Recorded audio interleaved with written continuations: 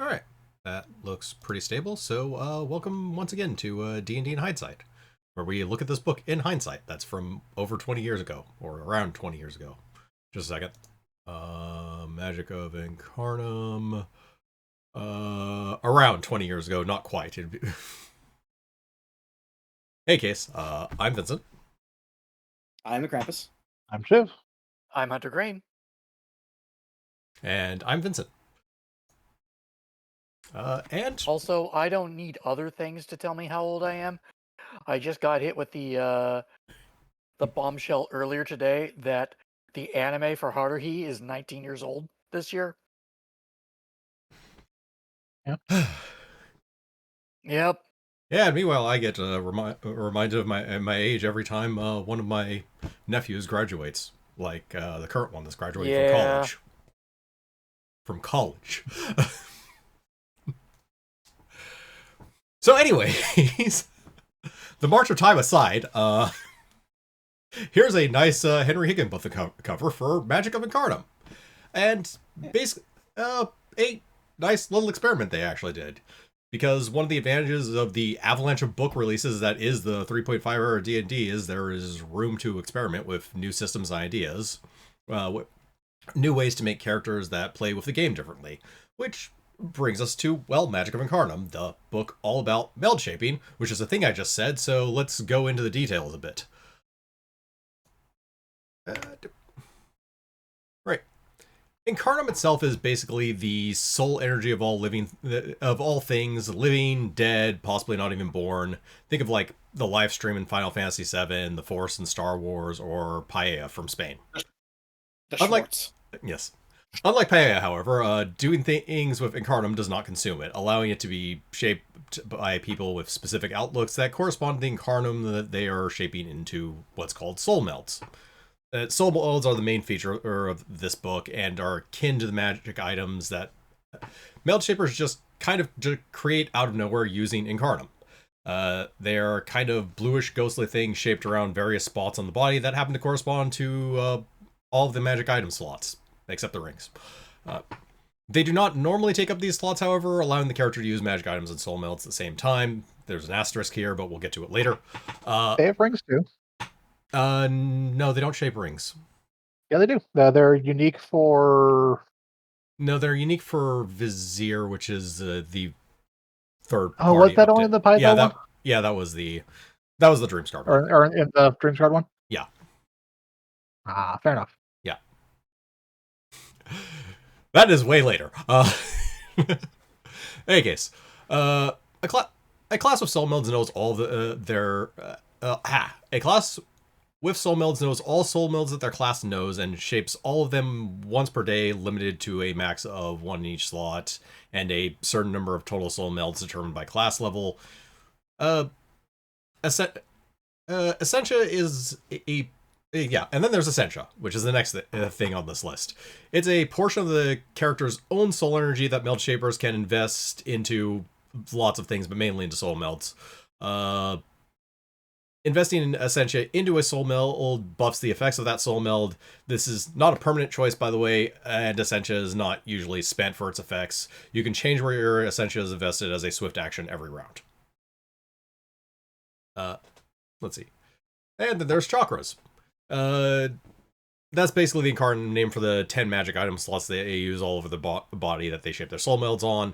A soul meld magic item can normally occupy the same slot with no issues, but the exception is when a soul meld is bound to a chakra. A bound soul meld becomes more physical and now actually occupies that slot, granting the character additional benefits but preventing them from wearing a magic item on that slot. Also, this book's order is terrible, so I've made a slide to help explain everything I just said a little bit better. Yeah, so basically here's the chakra slots, feet, hands, arms, etc., and what magic items normally go in those slots. Let's see. Meld shapers, as they gain levels, basically they'll be able to shape a certain number of soul melds, just have a raw amount of Essentia, and be able to make a certain number of chakra binds. Generally, chakra bind... As a loose grouping, they're divided into least, lesser, and greater. There's also heart and soul, but those are pretty much exclusively high-level meld shaping classes can do those, and nothing else. Ascension capacity is also a very important concept, because the amount of Ascension you can invest into anything is limited by character level, not class level. So a character of 1 through 5 can put 1 Ascension into it, 6 through 11, 2, 12 through 17, 3, 18 through 20, 18 through 24. It makes it actually very multi-classing friendly in a way. As for soul melds themselves, this is basically what they look like. So they'll tell you what chakra they shape over. So acrobat boots, or what class they're for, obviously, what chakra they shape over. So acrobat boots, for example, shape over the feet, which means you can't shape anything else over the feet if you have it. But you could wear, I don't know, boots of elven kind or whatever. And then what they do, so in this particular case, a +2 insight bonus on a bunch of skills, and every Ascension point you invest in here increases the amount that bonus by 2. If you bind to defeat, you can no longer wear a magic item there, but it reduces fall damage. Simple enough. Any questions? No, I mean, it is simple enough. Yes, but you know what I'm talking about already. I know what you're talking about. Yeah. So make item, bind to slot, put energy into make use. Yeah. The binding is optional. You don't have to bind every single one of them, and can't actually, because you shape more soul melds than you generally bind. But yeah. And you don't necessarily have to have Essentia invested into it, and can move it around between all the soul melds you have shaped. So, for example, at 3rd level, you would have 3 soul melds shaped and 3 Essentia. So you could move that 3 Essentia between any of your 3 soul melds as you wish. This is a bad example on my part, because you can only put 1 in each of them anyways normally, but let's just say their capacity was 2. That means you technically would need 6 to fully invest in all of them, but what's it called? But if you needed, like, say, to make a tumble check, you could put your Essentia into your acrobat boots from wherever the hell else it is, and if you don't need to do that, you could move it back to, like, a damaging one of some sort or another or something. Another thing is, not every effect cares about Essentia, so, for example, the base effect will always care about Essentia, but, like, the binds don't always. Like this one, for example, lets you see invisible creatures, or this gives you see invisibility basically when it's bound. It doesn't care how much Essentia you have, or true seeing if it's bound to the soul. Soul binds are notably painful, because that's the same slot as your suit of magical armor, so you wouldn't actually be able to wear a suit of armor. Though, granted, one class can actually do soul binds at high levels, so it's not really as big a deal. Yeah, they're unique to the Incarnate. Yeah. All right. So, on to races. Starting with Azuran. Born of human parents, Azuran are infused with Incarnum, have shorter lifespans, and they have a high. And I need to really read the sentences I type out, because that makes no sense. Me once again being foiled by my own notes. But basically, Azuran reproducing with Azuran have a higher likelihood of creating Azuran, but usually still come out with human children. In aptitude, they tend toward, or in attitude, they tend towards philosophies of strong alignments. They are the archetypal soulborn race. We'll get to that class later.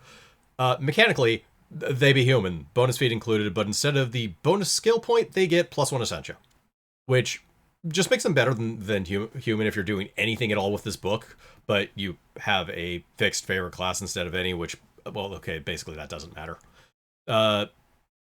They also come with the Incarnum subtype, which means nothing on its own. It basically means you have Essentia or Soul Melds. That just gives you this Incarnum subtype. It is just labeling, basically, for various other effects. Let's see. And moving on, we have Dusklanes. So, I honestly forgot there were other races in this book, and in fairness, you can too. Seriously, you could skip to the next chapter, and you'd be fine, but for form's sake, we'll continue.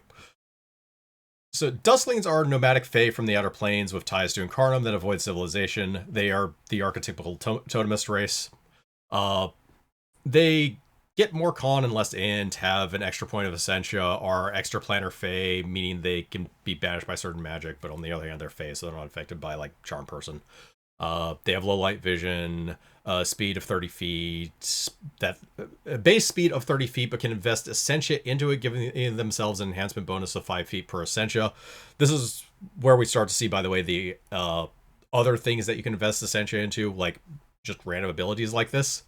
It still has that same character level limit, so a level 1 Duskling could still only put 1 point of Essentia into their movement speed, so they can only have a speed of 35. And quite frankly, they're fine, but Azuren's right over there. Also, they don't have their size listed, but they're medium, by the way.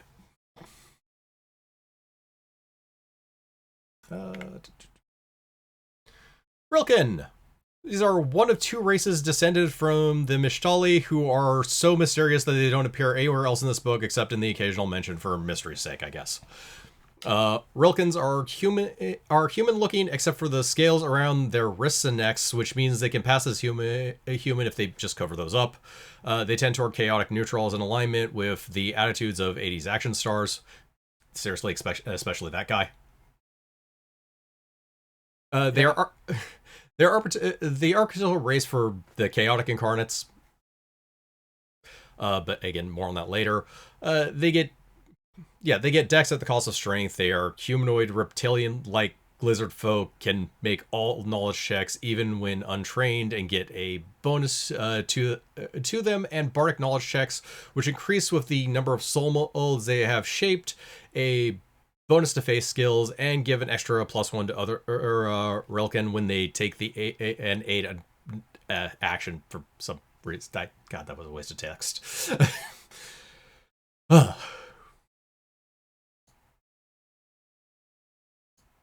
Also, I do like that their party very obviously found 2 sets of armor, and he has given none of it to his female companion.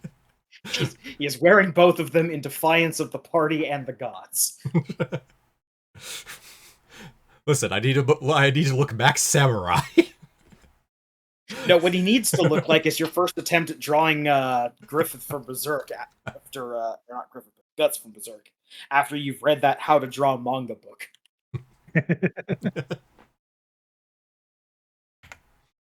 Okay. Skarn, the other race descended from Mishtai after they infused their whole race with Incarnum. Not that you could tell, trying to achieve something called perfection of form. So anyways, they are a proud / arrogant race that boasts that they have PC class levels. For some reason. Guard look like humans except for all the reptilian spines on their backs, forearms, and calves. They are the archetypal race for the other 3 alignment options for Incarnate, which we'll get into in a minute. They get strength at the cost of dex. They are also lizard folk type. The author doesn't know how natural weapons work and decided to make up new rules for spines that make no sense, so we'll say they can attack with a spine at the cost of whatever is in that hand, and somehow also offhand penalties, which, what? No.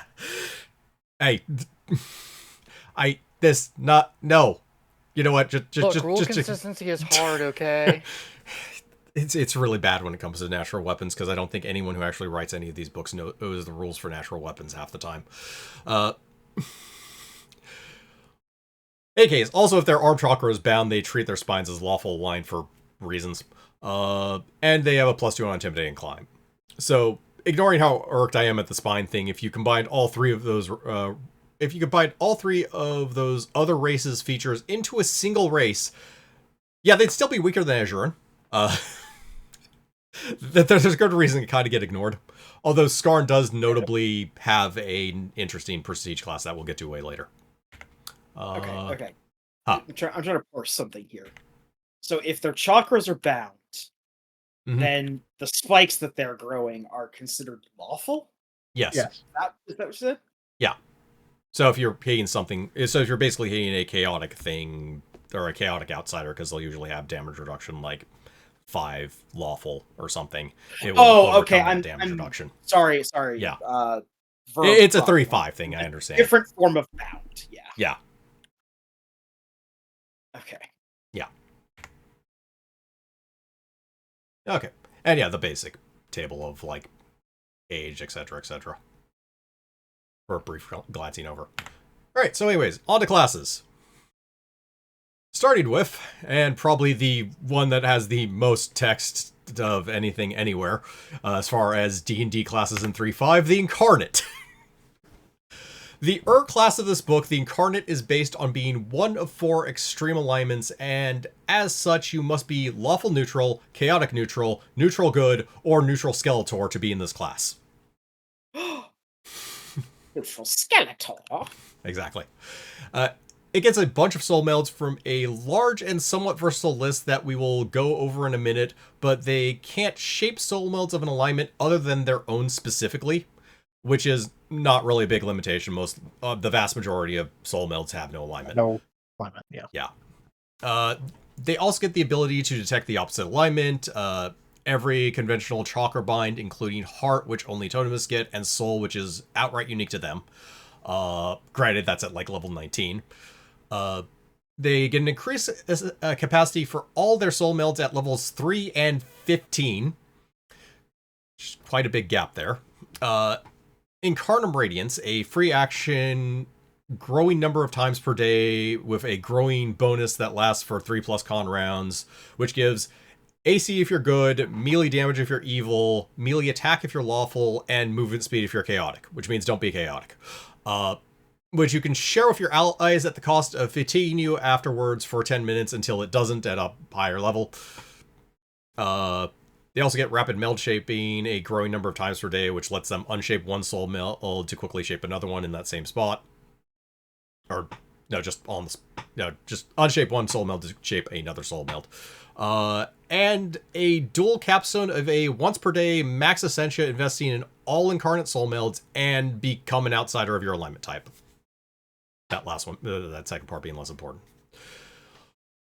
All of this seems like features, but unless you're familiar with all of the Incarnate soul melds, you would have trouble figuring out just what this class can actually do, and you may look at the fact that it has proficiency with simple weapons, medium armor and shields, only like a d6 hit die, and outright a poor attack bonus, and think it wouldn't be a frontline character, but whoever made the soul melds didn't really get that idea, or any idea really, which is the main actual problem with this class. So yeah, I was about to say, you said an amazing amount of words there, but this class to me feels like a magic picture book. I don't see the sailboat. I just see a bunch of meaningless gibberish in front of me. That looks like a 90s, 80s tie-dye pattern. Yep, which is why we're going to skip way ahead to a different, like 2 chapters, as a matter of fact, to actually start looking at soul melds, so I can actually give you a better idea of what this does. So, in general, the thing that Incarnate is actually very good at is being at Incarnate is actually fairly good at a lower level because they can actually invest. The +1 soul meld capacity means they have they can invest 2 into any soul meld at like level 3. So, and there's a feat that lets you, every time you shape soul melds, pick one that can actually have a capacity higher than 1. So like at level 3, you could put 3 into a single soul meld if you wanted to. As such, there are 2 main offensive ones in this book. Lightning Gauntlets and Dissolving Spittle basically do the same thing. With Lightning Gauntlets is a melee touch attack that does a d6 points of electricity damage, plus an extra d6 per Essentia invested. So, like level 3, you have a touch attack that does like 4d6 lightning. Dissolving Spittle is a similar idea, except it's a range attack that does acid. So, at a low level, that's not bad for damage. This drops way the hell off because the amount of Essentia you can invest into them does not scale very quickly.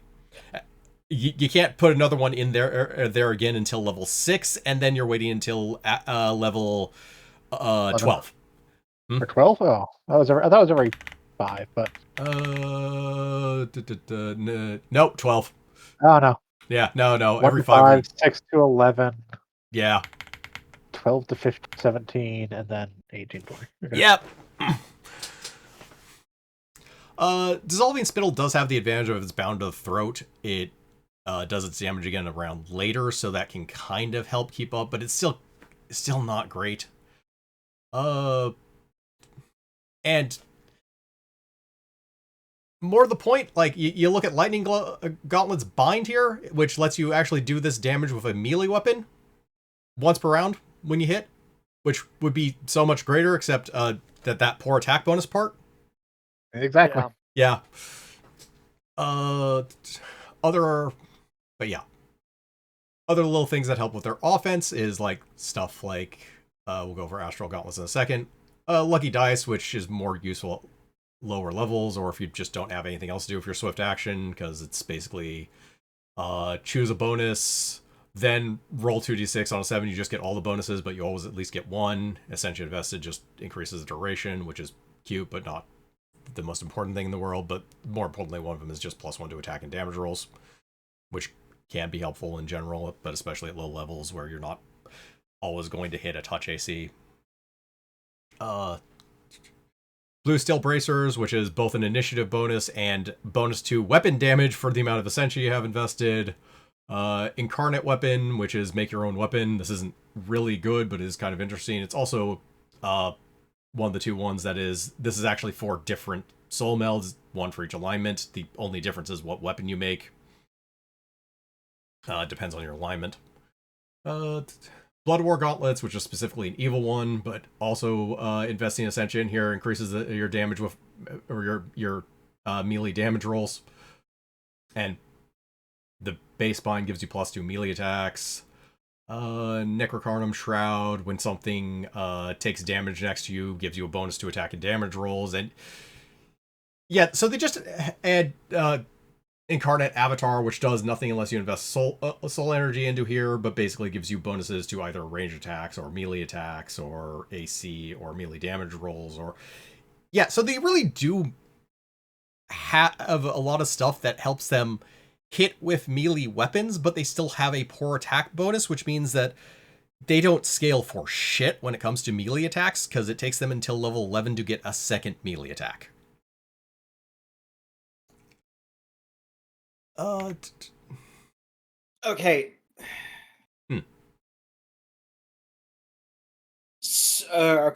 So last week, you told us you really wanted Shiv here for this one, which meant one of two things in my head. Either this was a book that Shiv was really fond of and you wanted to include him on it. Yeah. Or that this was some sort of horrendous piece of dreck that has, like, catapulted itself down into a crater, into the lowest of our tier lists. And possibly carving a new... Well, I can answer that one for you. I love this book. Oh, I do too. The ideas they had in this book were great. The thing holding it back is the classes. Yeah. Actually, the thing holding it back is the first two. Okay, actually, Thomas is fine. But we'll get that in a minute. Yeah.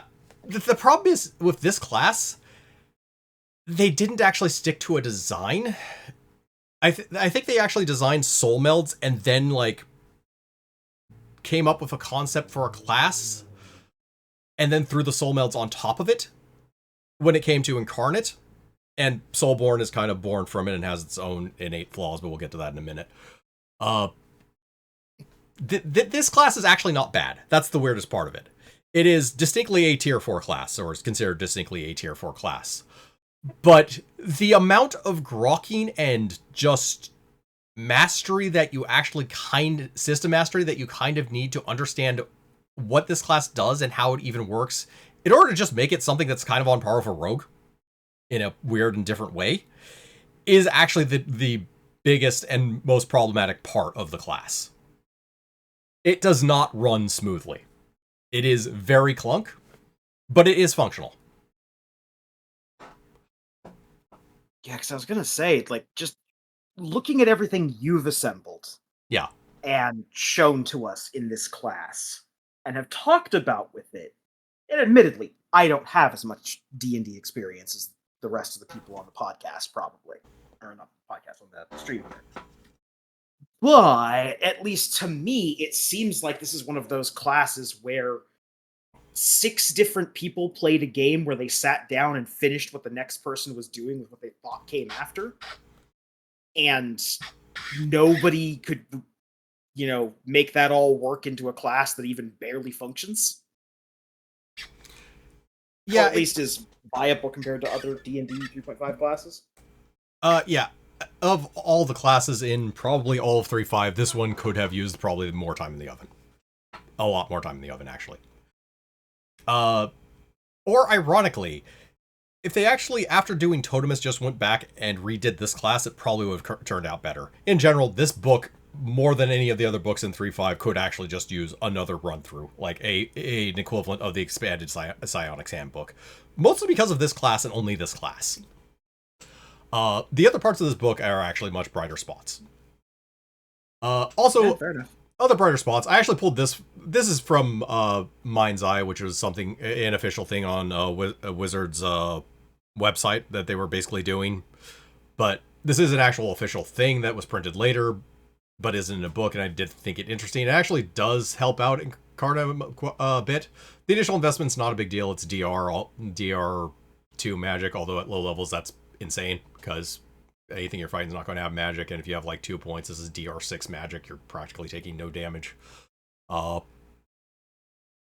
more importantly, like, the Chakra Bind for Arm lets you pick from the Astral Construct menu in the expanded Psionics Handbook. Notably, that can actually give you a fly speed or a swim speed. And the Bind for Hams actually gives you like 2 slam attacks, which is getting that one thing you're kind of begging for in this class, which is just... Or sorry, gives you a slam... Yeah, it gives you 2 slam attacks, which is getting that one thing you're actually begging for in this class, which is just more attacks, because when you have stuff like the Blue Steel Bracers, which gives you just flat damage bonus on your weapon damage rolls, that's actually not... the more attacks you get thrown around, the better you're going to do in melee. It doesn't fix the class, but it's a great option for later, basically. I also pulled it forward because finding options in later books for Incarnate is basically no. Strangely enough, Totemist, yes, but Incarnate, no.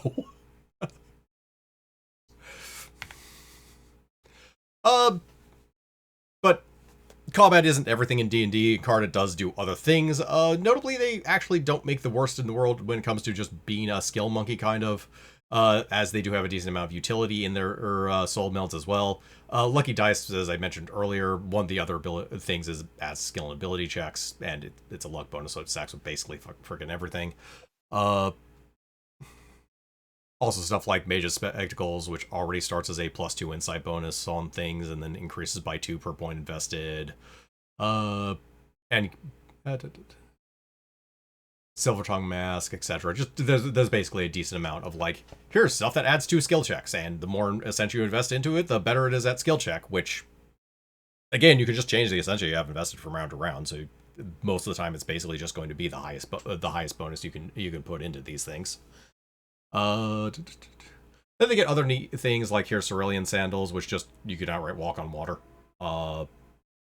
And it gives you an enhancement bonus to your base land speed for the amount you have invested in it.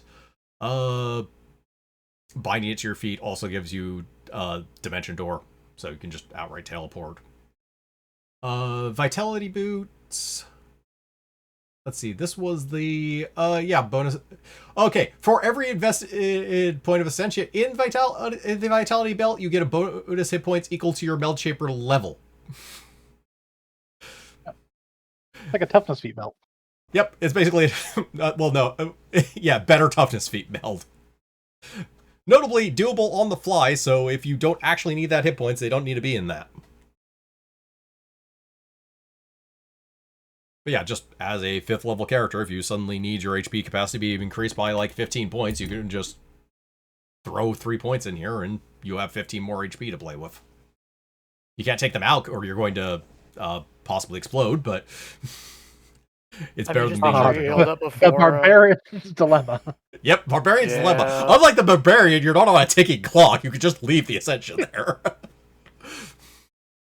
Leave it there until you're healed. Yep. Impulse Boots, shaping them gives you uncanny dodge, which means you're not flat-footed even versus invisible things. Essentially, you can also invest to give you an enhancement bonus to reflex saves. That won't stack. Oh yeah, that will stack with Cloak of Resistance, because those are resistance bonuses. So that's actually nice. And Binding actually gives you an evasion, or gives you evasion. But yeah, just in general, Soul Spark Familiar, which gives you a familiar that actually scales with where you bind it. Necrocarnum Circlet, which you can make zombies. Technically, you normally have to be evil. There is a feat that will let non-good ones shape a Necrocarnum Circlet. So you can also have a bit of pet class stuff. Let's see. This one just energy resistance. The more noble thing here is binding. This increases your radiance class feature, which is the one that's that activated class feature that if you're the most relevant thing is if you're lawful, it's a bonus to it's an activated passive, or it's an activated ability that gives you bonuses on your melee attacks for a decent duration of time. So again, they are kind of actually meant to just attack things either in melee or at range, but usually in melee with weapons. And these two that I thought of later, but decided should probably be on slides, especially life bond vestments, because it can actually do funny things. Has the main power of allowing you to just heal other people. That you touch for a maximum of 1 hit point per meld shaper level, with a base cooldown of 1 hour. It's investing Essentia increases the limit. You take half the damage you heal. It's level 14 before you can do it, but if you bind to your heart, it becomes an at-will ability, and is kind of funny when you have two different, as unlikely as it is, when you have two different Incarnums just doing this back and forth, because you can literally just eat all of the damage with this one ability. Yeah, infinite healing. Yeah.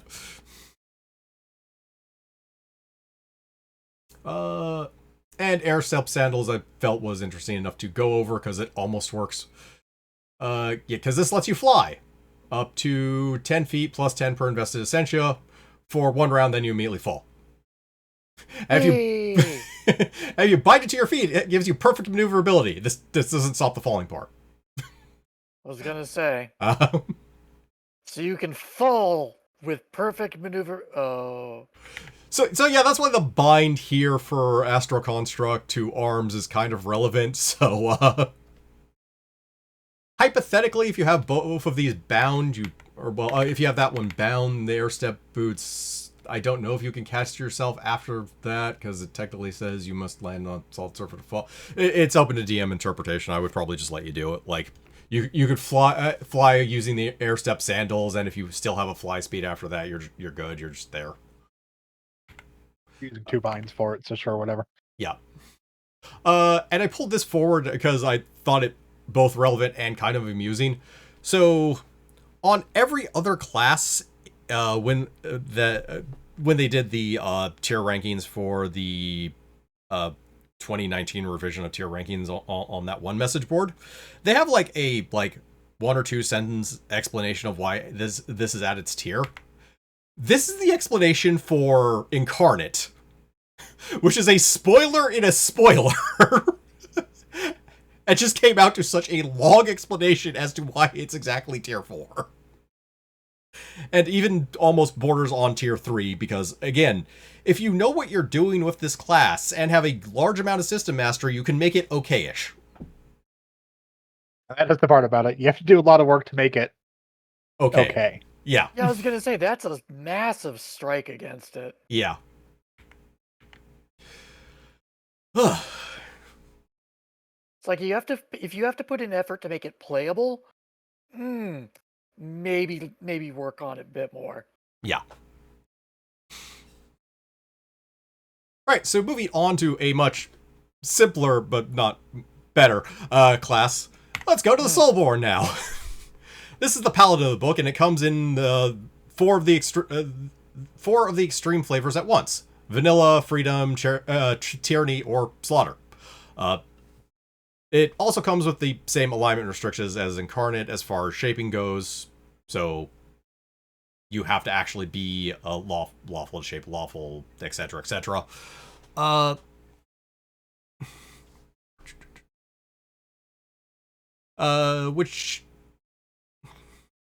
Yeah, as far as shaping goes.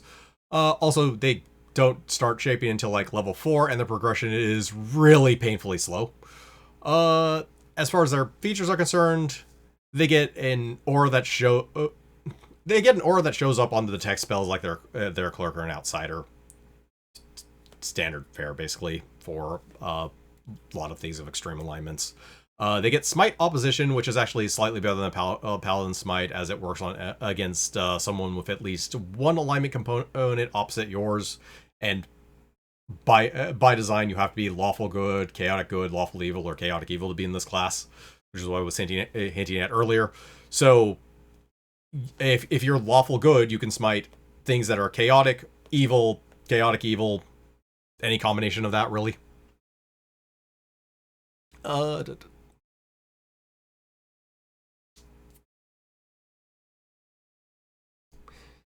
Also uses the same scaling as a paladin. And beyond that, there is slightly more. They also get immunity based on their alignment composition. So lawful good gets immunity to fear, chaotic good gets immunity to paralysis, lawful evil gets immunity to exhaustion but not fatigue, and chaotic evil gets a immunity to strength penalties, damage, or drain. They also get 3 bonus Incarnum feats, which we'll talk about later, but so I say they're okay, and more importantly, every Incarnum feat gives you 1 point of Essentia for taking it. Yeah. Let's see. They also get the ability as a standard action to touch an ally and give them the same immunity as your alignment gives for 3+ charisma rounds, with a limit that's eventually 3 times per day on no more than 1 ally at a time, and timeless body, which makes it so you don't take penalties from aging. Oh, like a monk. Yeah. So this class is a lot simpler to understand. So when I tell you that this is a solid tier 5 for good reason, it's very easy to understand why. Because this is basically Paladin minus several class features with a slow drip of soul melds in place of spells from a... Their soul meld list is basically a neutered version of the Incarnate list, where they decided that all of the good melee stuff like lightning gauntlets shouldn't actually be on their list, which is something you can correct with feats later, but the fact that you have to do it that way is as damning as anything else in this class. And furthermore, I did this nice little side-by-side so we can do some comparison. So let's assume the half-casting and the soul melds are equivalent for a second. We'll just put those off to the side.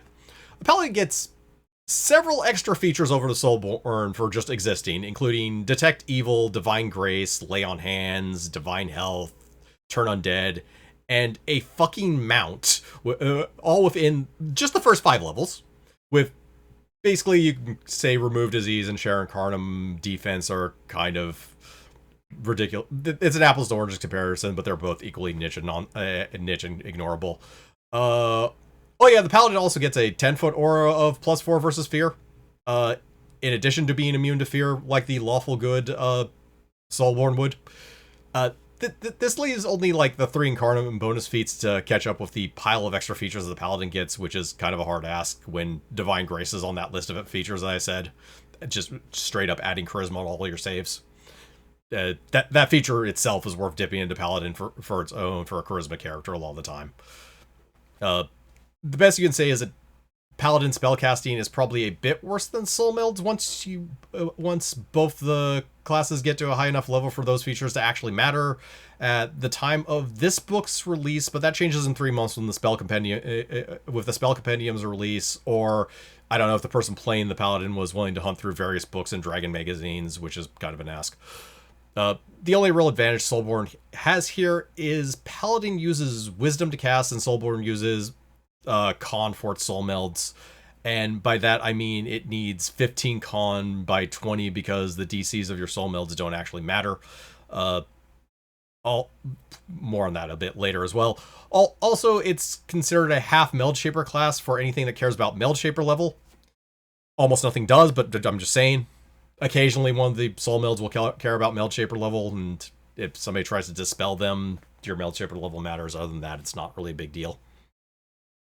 Down here I also put like some of the more prominent stuff that's on their list that they care about. Again, here's Lucky Dice again. They don't really use their swift action for anything else other than moving Essentia around, and it's probably going to honestly just sit in whatever it's going to be in, so it's a lot easier for them to just use Lucky Dice. Blue Steel Bracers is at least solid. They do at least have a full attack bonus, so they're going to get iterative attacks. They also get Impulse Boots, which weren't bad.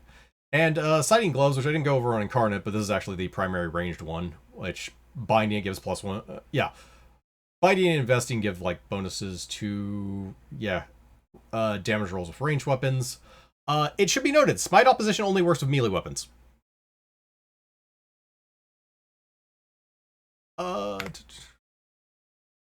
Although there is this one outlier soul meld that is soulborn only and is actually kind of interesting. So Mauling Gauntlets at base, it's +2 morale bonus on strength checks for stuff like breaking down doors and bull rush. This in and of itself doesn't really matter much. Every point invested also increases it by 2, so it scales really strong. The part of this that's actually interesting is the Handbind gives this morale bonus to your unarmed attacks. This is a large bonus, actually, at pretty much any level. And also gives you the improved unarmed strike feat. Ironically, this is like one of the worst classes itself for this, but there are ways of classes other than Soulborn getting this soul meld. With just straight feats. Like, you know, a monk. So it is like a little interesting thing that you can kind of sly onto different characters. Note, this still does not make the monk good. Don't get ahead of yourself. Okay. Now that we've gone over the negatives, let's go over something that actually fucking works. The Totemist. The Totemist is a much clearer concept as a class. It is a meld shaper that specializes in magical beastie Incarnum. Rather than in alignment Incarnum, they shape soul melds that are inspired by the Monster Manual. Feature-wise, they get the same meld shaping and binds as Incarnate, but less Essentia, though still a reasonable amount. They end up with 20 instead of 26. And its own different list of soul melds, almost entirely, that we will go over in a minute. All of which have a special chakra bind called Totem, which you can't add form soul melds on, but you can bind a single soul meld to wherever you form it. So if you have a soul meld, so you shape something on your arms, you can bind it to your totem. You can still, normally you can have one thing bound to your totem at a time. And these soul binds are the main source of the Totemist's offensive abilities, which are a crap ton of natural attacks.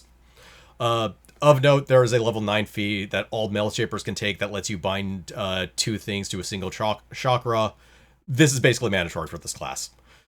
Also, things bound to the totem get +1 Ascension capacity at level 2, and another again at 15. They also get +1 meld shaper level, which again doesn't matter much.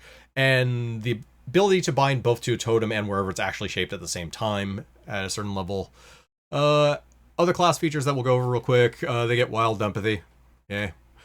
They're illiterate, which is cute, but it is undone by 2 skill points realistically. +4 to saving throws against supernatural abilities of magical beasts, which you will forget about in the rare event that it ever actually comes up. The ability to switch already shaped soul melds. Switch already shaped soul... yeah. Sorry. The ability to switch whichever soul meld is actually bound to your chakra to a different one that's already shaped. So if you have something shaped on your arm that isn't bound to your totem, you can unbind whatever is bound to your totem and then bind that one as a X times per day ability that eventually goes to 4 times per day.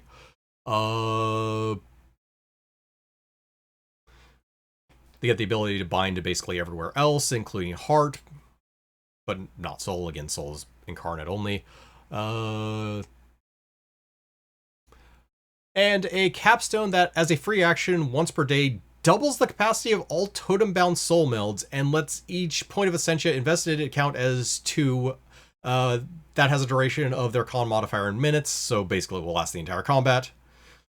But before we go into the soul melds, this class is a good time to go over a baked question here. So I pulled forward the natural weapons rules from the rules compendium. Which helps understand how this class works a bit. So, in summary, natural weapons are the stuff that comes built into the creature itself.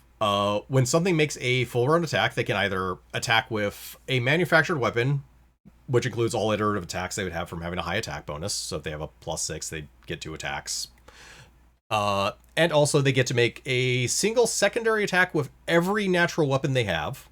Or if they don't have a manufactured weapon, they can make 1 primary attack with all weapons of a single type of their choice. That can make primary attacks, because some natural weapons will list that they can't do that. And 1 attack with each other natural weapon they have as a secondary attack. So, for example, a creature with a bite or 2 claws could make either a primary bite attack and 2 secondary claws, or 2 primary claws attacks, and a secondary bite. Okay, primary attacks are made with full attack bonus. They're not iterative, so it doesn't matter how high your attack bonus is. You're only getting 1 attack with each weapon. They add full strength normally, or strength and a half if you're only making 1 attack. Secondary attacks themselves are all at a -5 to hit, and they only add half strength to damage. But there's no iteration. That's just it for all of them across the board. This is how natural weapons work by default, and a lot of them have their own little fiddly bits for reasons. They can't stop writing rules when it comes to natural weapons a lot of the time, and when they hand you one or a creature has it or whatever. Also, here's the multi-attack feat, which is a feat that just taunts a totemist because they can't they have to actually go out of their way to qualify for it. Even though you are actually gaining a bunch of natural attacks, you do not have 3 or more natural attacks unless you actually have them from other features and not shaping soul melts.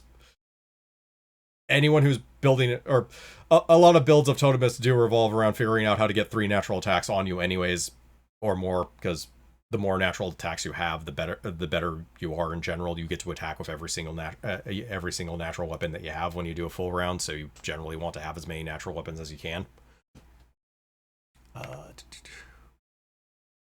But yeah, as for the soul melts proper, again, this class is a lot more straightforward. So, for example, here's claws. You bind it does a bunch of things, but more importantly, you bind it to your totem. You get 2 claw attacks that deal a d6 plus strength. For every point of Ascension you have invested in this, it gains an extra d4 acid damage. And the general rule for claws is, while they're shaped, you can use your hands as normal, but if you have an item in your hand, you can't attack with that claw. Grallian arms is also pretty much a decent staple. It gives you 4 claw attacks, which deal a d6 points of damage with each, or deals a d4 with each claw. Only 1 is considered your primary attack. The other 3 are secondary attacks. If you have a natural weapon, you don't do the primary attack, but you still get the 3 extra secondaries, and Essentia basically increases its enhancement bonus, making it a lot easier to hit with. Land Shark Boots. It should be noted, every single one of these is actually based off of a creature. So the Kruthic Claws are based off Kruthic, Grallian Arms obviously Growlet, Land Shark Boots is based off of Bullet. Yep. This one is interesting in the sense that you get 2 claws on your hands, and you kind of get 2 claws on your feet that you can't normally use, but if you do a standard action attack after moving and you jump, you just get to make 4 claw attacks. Sphinx claws are notable not for their totem bind, but for this chakra bind on their hands, which lets you pounce. When you charge, you can just make an attack with all of your natural weapons. If you remember from our Soulboard video, Shiv made the correct statement that a fighter would literally just trade away straight up 2 levels for the ability to pounce on a charge. Very much.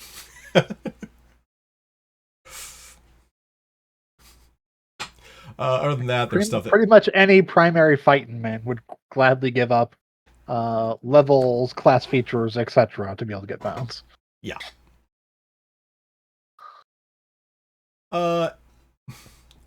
Also, other things you can shape, like Behir gives the Behir Gorget here gives you bite. Warpel is also another example of a thing that gives you bite. This is relevant because you can't actively shape more than 2 claw. Hypothetically, you can shape Gruthic claws on your hands or shoulders, and Grallian arms on your arms, and you can bind them both to your totem. This will not give you 6 claw attacks because they're still adding to your hands. Probably, I don't know. This is really what this isn't really explicit, and it's up to whatever your DM says. But I think the general consensus is no stupid. That doesn't work.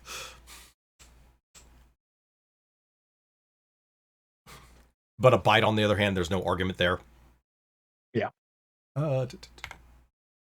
Speaking of bites, there is Threefold Mask of the Chimera, which Totem Bound gives you 2. This is where I start. This is what I mean by there's a lot of natural weapons just have their own fucking special rules built on top of the actual rules that already exist for it.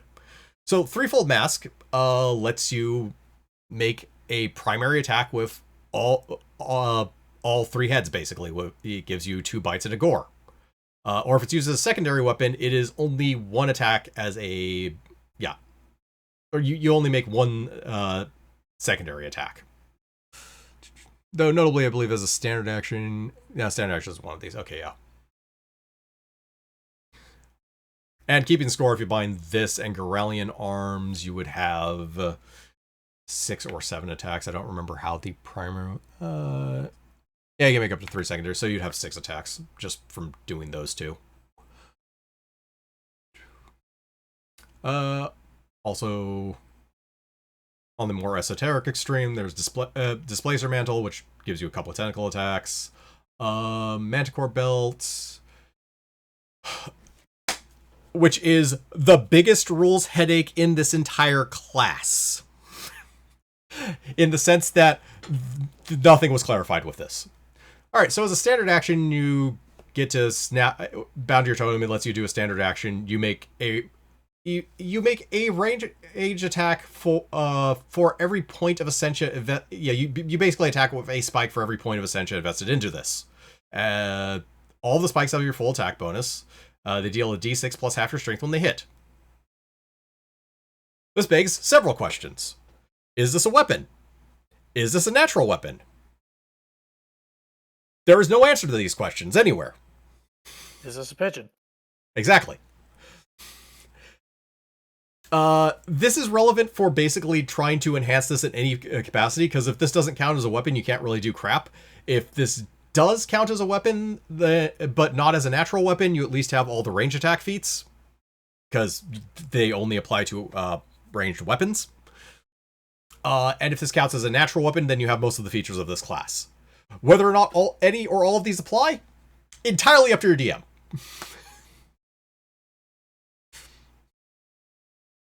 Also of note, a waist bind for this one gives you a fly speed based on your Essentia. It's a clumsy fly speed, but you still fly.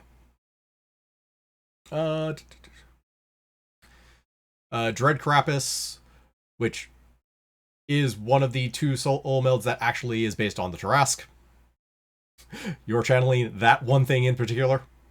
It is notably basically power attack for natural attacks.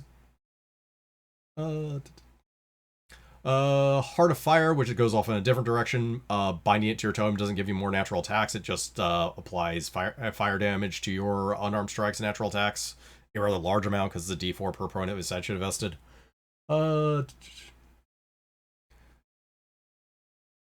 Totem Avatar, which is another way of increasing damage because a bind to your shoulders increases the size of all your natural weapons. And notable about Totem Avatar is it's actually based on 4 different monsters: the Grey Render, the Rampager, the Owlbear, and also the Tarrasque. Because he does double duty. Busy boy. Yep. Big. Let's see. And more into the utility side. We have the Blink Shirt, which... even just the base of the Blink Shirt is outright Dimension Door just for shaping it. Binding it to Heart, which is level 14. Lets you use Blink as the spell, which is okay. Binding it to Totem is actually interesting because it lets you Dimension Door as a move action. It's using up one of your Totem slots, so it is using up your offensive ability a little, but do remember you can actually... what's it called? You can as a totemist move around what's bound to your totem. In case you need to blink as a... And that's a free action to do, so if you need to blink as a move action and do something else as a standard action to get out of there or something. Basically not give up your whole turn. Earthskin Greaves, which actually surprised me, because, if you remember these big armored bears from Frostburn, apparently they're magical beasts.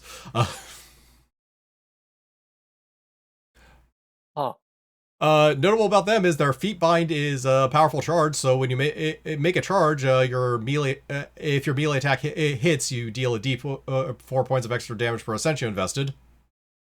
Great when you pounce. Yeah, so that applies to every attack when you have a pounce that lets you attack with everything when you charge. Lamia Belt is notable because this gives you just 2 extra claws that are on your lower half.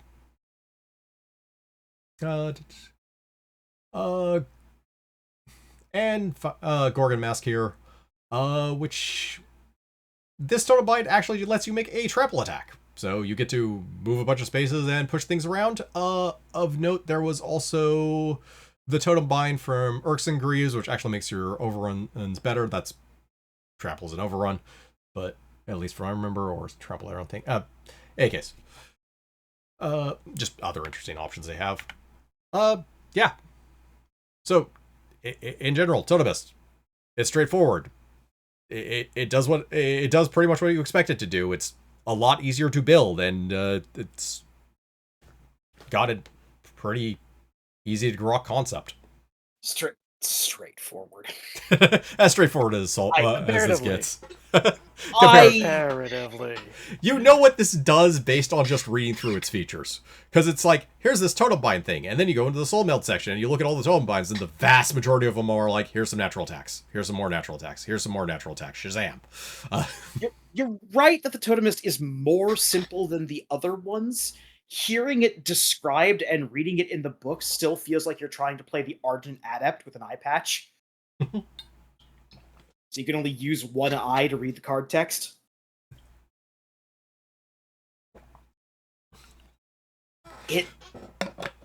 Maybe this is the book that is made for if you are deep into 3.5. If you are like the top 20% of the nerds that play this game. I say that as one of the nerds who plays this game. It is. This book is. It is definitely for the invested audience. I will definitely give you that. But we were the invested audience to some extent. The biggest issue in and of itself with the system is just trying to explain it as a concept, because because how it plays on the table is not actually anywhere near as complex as you would think. Totemist especially is, I figure out what I'm binding. That's it. It basically determines what attacks I have. It will give me a few extra features. I might want to move Essentia around, but generally Essentia doesn't really get moved around too much. It is basically going to be like, it's all invested into these abilities, so here's the bonuses. I can move them around in case of emergencies in order to do one thing or another, but as far as it plays, it's actually a lot simpler to play than a spellcaster. Fair enough. Yeah. Totemist itself really just boils down to, I'm a melee beater. I point my character at that thing, and then I roll a bunch of d20s and see how many of these attacks hit. Pretty much. Yeah. There's extra utility and stuff on the side, but it is a lot more straightforward.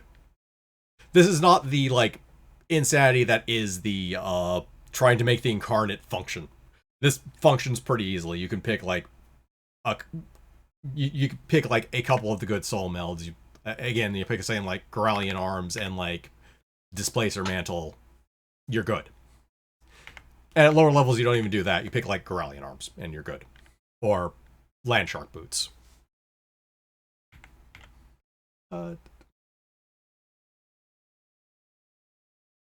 But yeah, I do understand. This doesn't describe well. It doesn't help the fact that it has its own jargon and like, they did not choose the best words for this. Soul melds, chakra is kind of a word, but soul melds, chakra binds, essentia. I'm throwing vocabulary at you. I know I'm throwing vocabulary at you. I don't really have a way of making it simpler, unfortunately. I do wish they chose more like common vernacular or things that got the concept across, which notably is fixed by Dreamscar Press later, but we'll get to that when we get to that.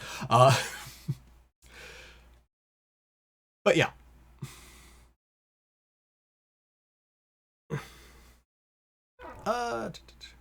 Hey, case. Moving on to character options. Basically the skills, feats, and stuff.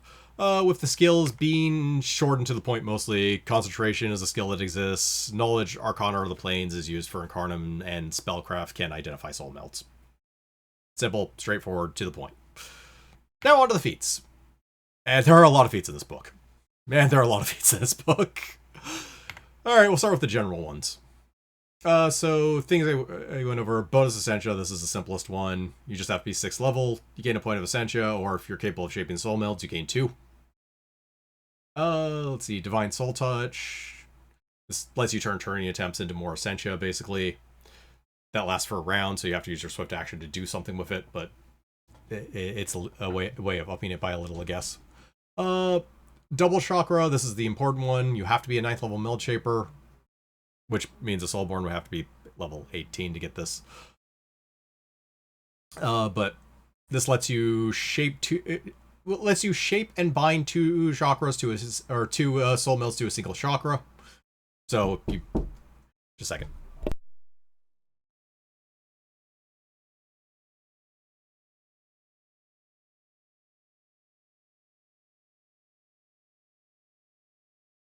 We are joined by dog. Oh, So, anyways, double chakra. You choose double chakra. You choose a chakra. You can shape 2 soul melds and bind 2 soul melds to it. So if you choose your arms, you can shape 2 different soul melds on your arms and bind 2 soul melds to your arms. If you choose totem, you can't shape anything on your totem, so that part doesn't matter. But you can bind 2 things to your totem, and binding to your totem is crazy good for a totemist. Hence why it basically becomes a mandatory feat for them. Expanded soul meld capacity is the one I kind of mentioned earlier, where when you shape your soul melds, you just choose one of them. Its capacity is increased by 1 to a maximum of your constitution bonus. Let's see. Heart of Incarnum. Gain hit points equal to your Essentia pool. At low levels, not that much. At higher levels, it's a feat that gives you like 26 freaking HP. Base for an incarnate, potentially more if you took any feats. Yeah, potentially more if you took any feats. Or are one of the 2 races that have a point of Essentia just as a base thing. Yeah. Let's see. Incarnum Fortified Body. That's 2 HP for each incarnate feat you have, etc. Plus 2/4 bonus to avoid death from thing that we never played with. But if you have massive damage, I guess that's helpful. Death from massive damage. You still fail on 1. Incarnate resistance. I played campaigns with that. Man, Okay. Well, so many characters of that bullshit. Yeah. I mean, when you have a 5% chance of dying anytime massive damage comes up. Uh-huh. Incarnate resistance, the worst feat in the game. I think I can just say this is the worst feat in the game. It gives you a +2 bonus on saving throws against effects generated by soul melds. So in all those soul melds that I showed you earlier, did I ever mention the word save? I'd never heard one. Okay, yeah, good. They do exist. They are few and far between. And they're not good. Partially because they don't actually scale very well. So DCs for soul melds are 10 plus the Essentia you have invested into it, plus wisdom for Incarnate and con for everyone else. I don't know why Incarnate has wisdom for their DCs. I would say this is kind of a detriment, but it really isn't, because again, nothing with a DC ever gets used. With like rare exceptions here and there when you're doing like silly shit at earlier levels, but like what I'm hearing is trap options. Yeah. Semi-trap option within class. Some of it is kind of silly. Like, a totemist does have the ability to, as a full round action, force something on a failed save to turn to stone for 1 round. This really just amounts to CC at early levels, unless somebody happens to have like an adamantite dagger and can break the stone statue. But which is funny, but not really good. Let's see, Necrocarnum Acolyte, feat that I talked about earlier. If you take this one as you have to be non-good to take it, but it lets you shape Necrocarnum. Also has the DCs, or Necrocarnum Soul Melds. Notably is the one that lets you make zombies, so you can actually have some disposable minions to throw around if you really want to. Let's see. And now the feats that work somehow. So, open greater, least, and lesser chakra. Basically, when you take these feats, it lets you bind a soul meld to a chakra. Also, going along with it is the shape soul meld feat, which when you take this, you pick any soul meld and you can shape it. this is somewhat open to interpretation, but as far as I can tell, you take this feat, it's just basically an extra soul meld that you can always shape. I think.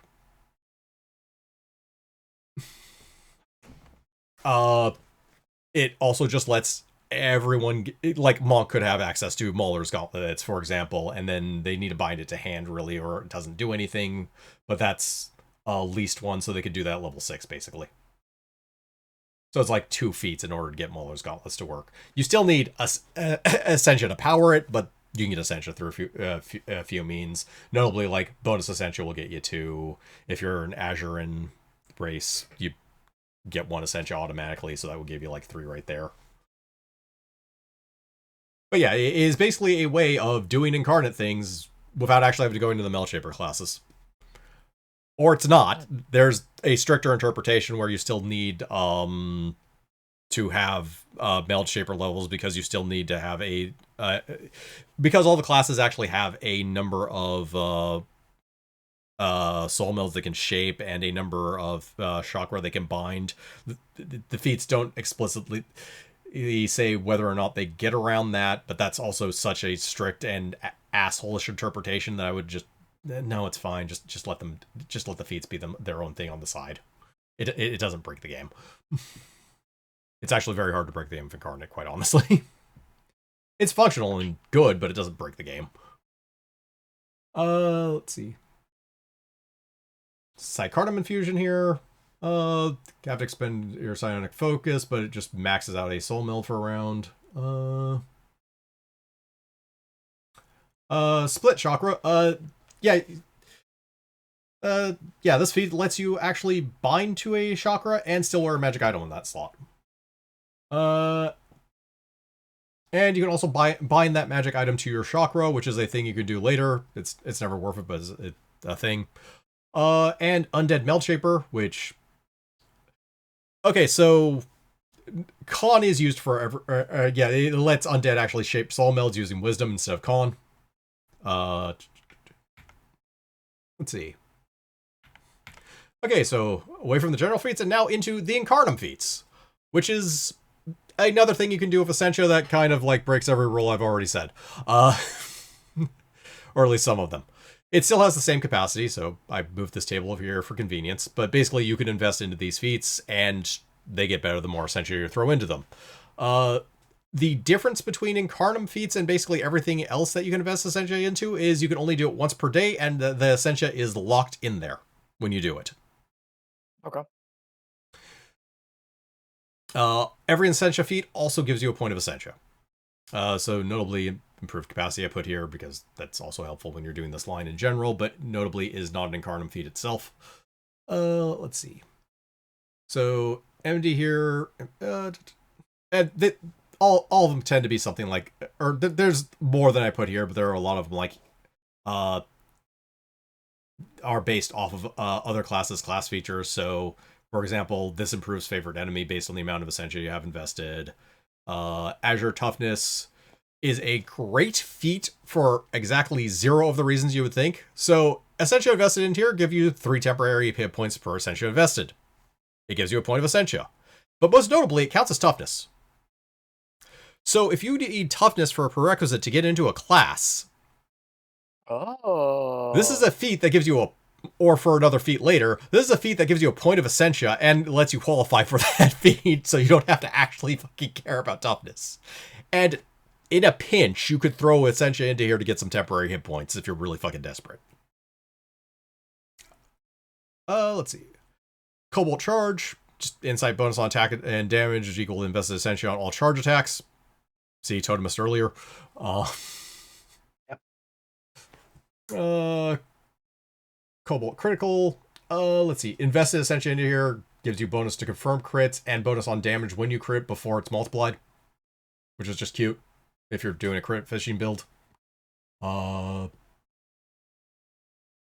Expertise, which straight up is a bonus to, let's see, disarm, feint, trip, and also when you use combat expertise, which lets you trade base attack bonus basically for AC.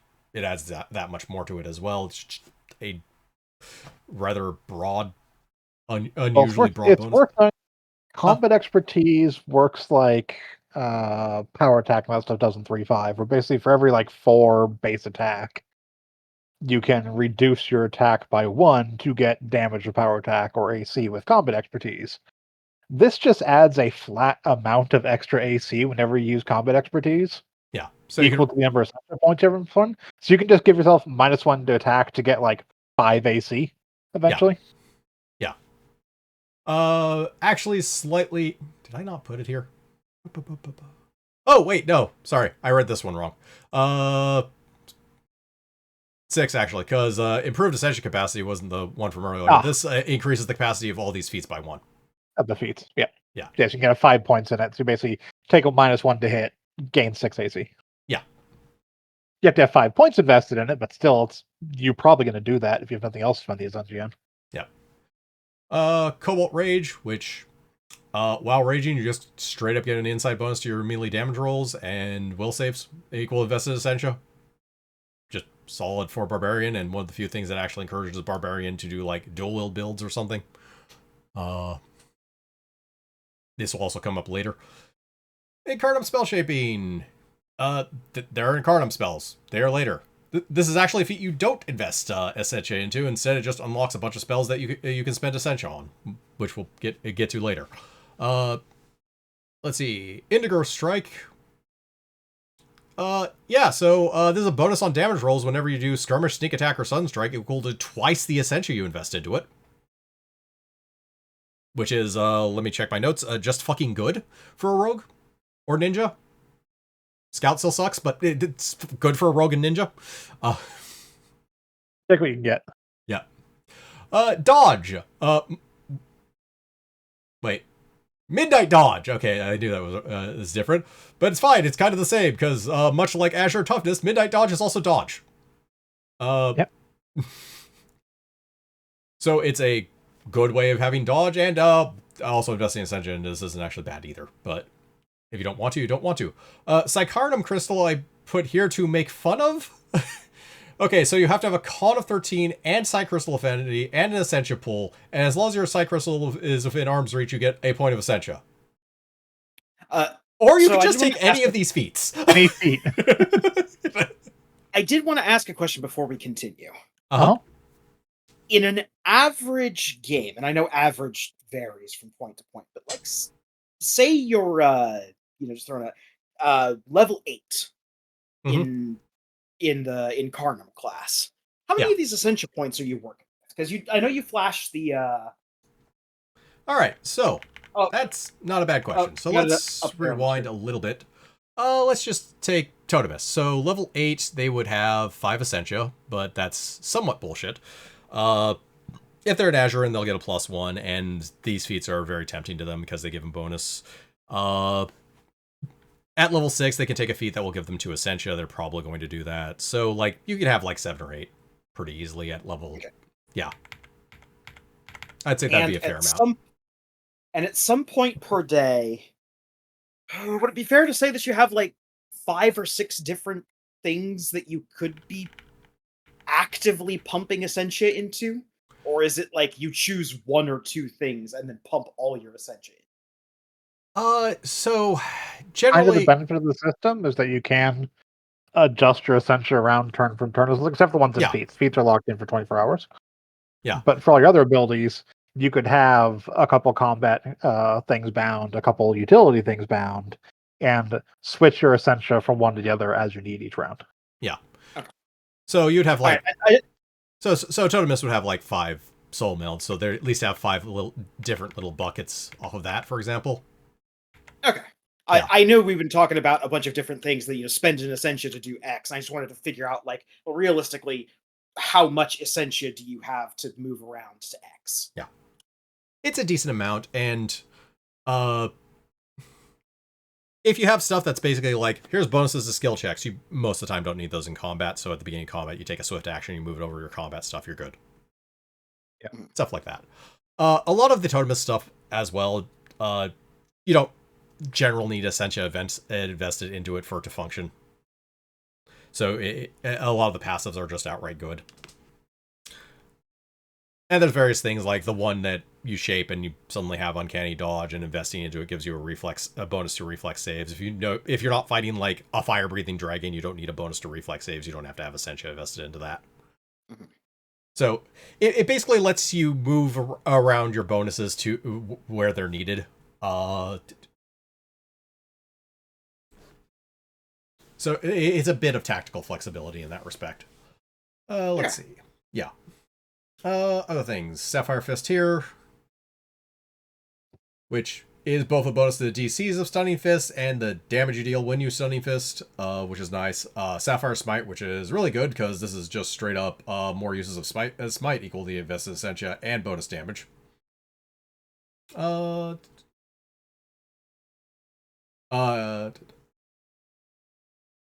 Let's see, Soul Sight here, which was... Oh, right, Soul Sight here.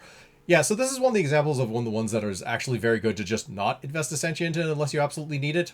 But it lets you pinpoint... It basically gives you the ability to pinpoint things using a move action as Blind Sense based on the amount of Essentia you have invested into it. You're not going to need that most of the time. But occasionally you run into something invisible. So being able to find it is fairly useful. And speaking of the more optional utility stuff is Cerulean Fortitude, Reflexes, and Will, which is exactly what they sound like. They are bonuses to Fortitude, Reflex, and Will saves. You don't start with Essentia invested into those generally.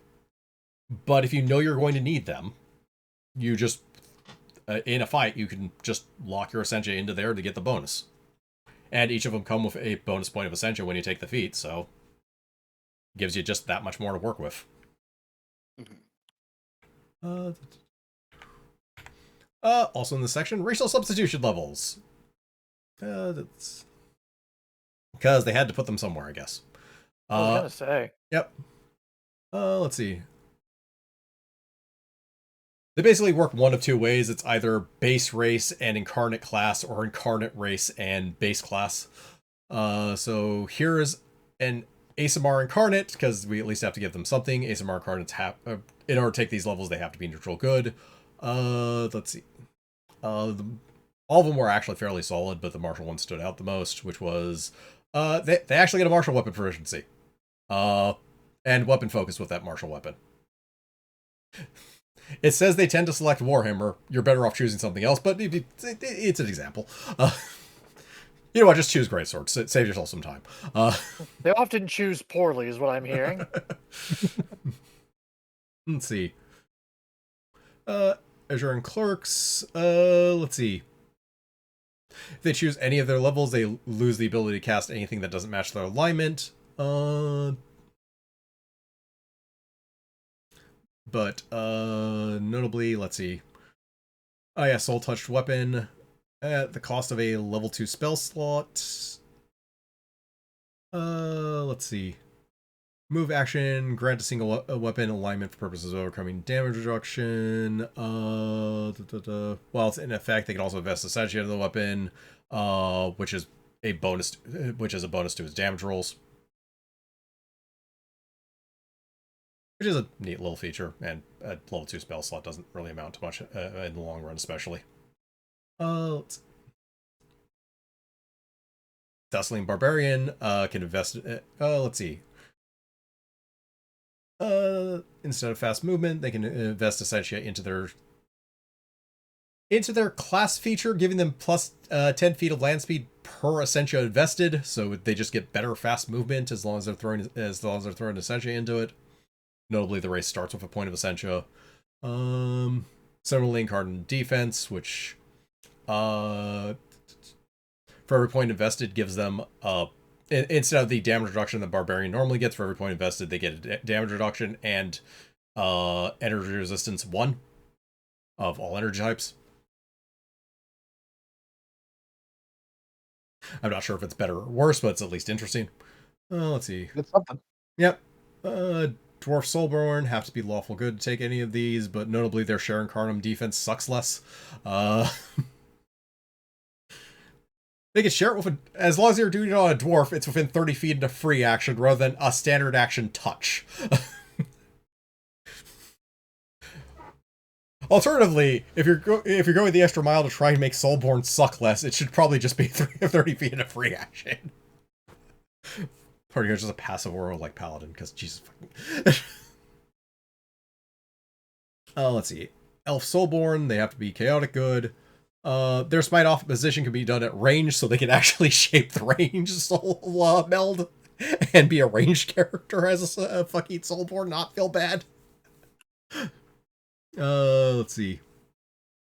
Their Incarnum defense gives them immunity to enchantment charm effects, in addition to the normal immunity to paralyze that it gives. The extra effect on it.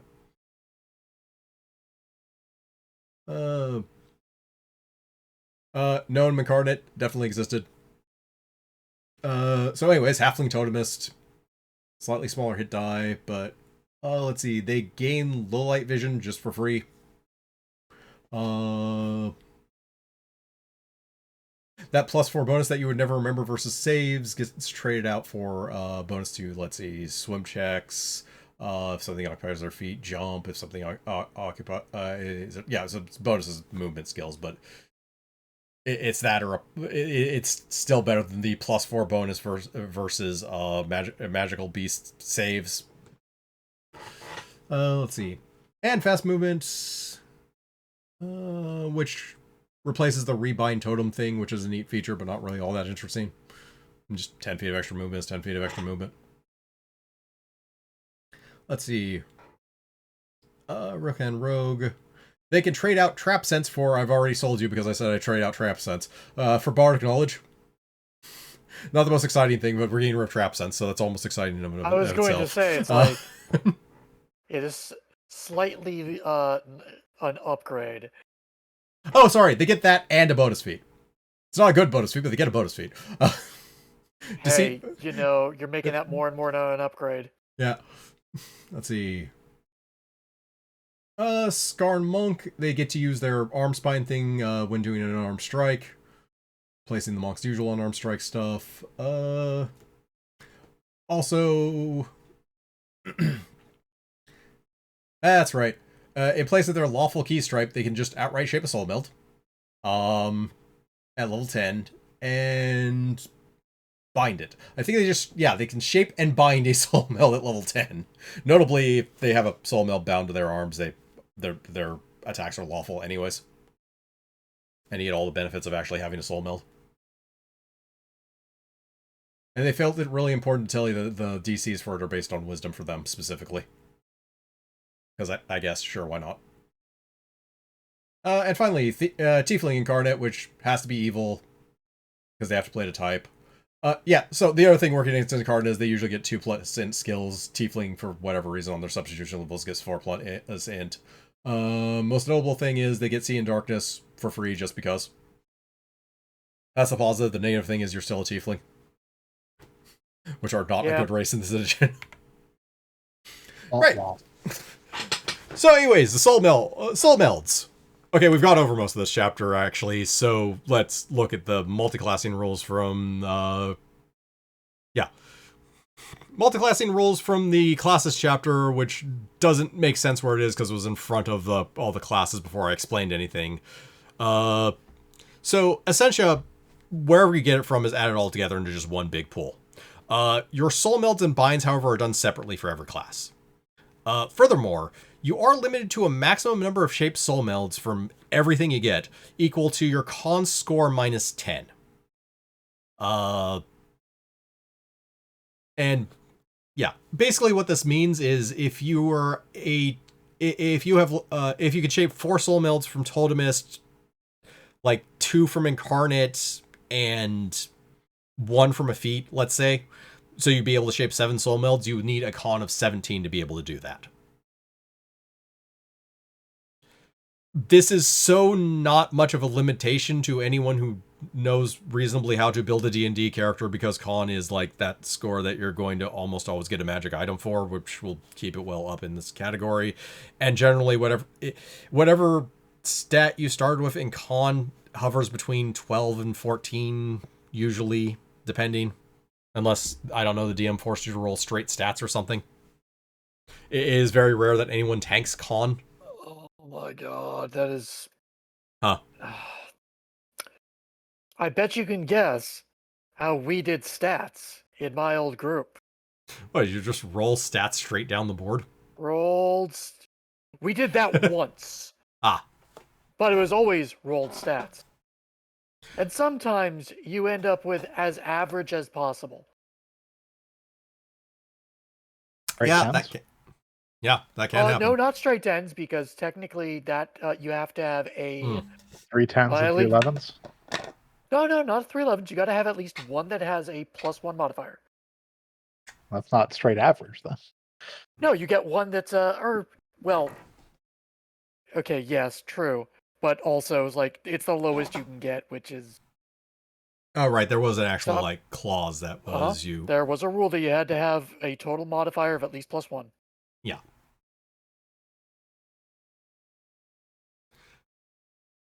But yeah, that in of itself, this in and of itself kind of highlights one of the strangely nicer things about meld shaping, in the sense that there's no actual primary stats for it.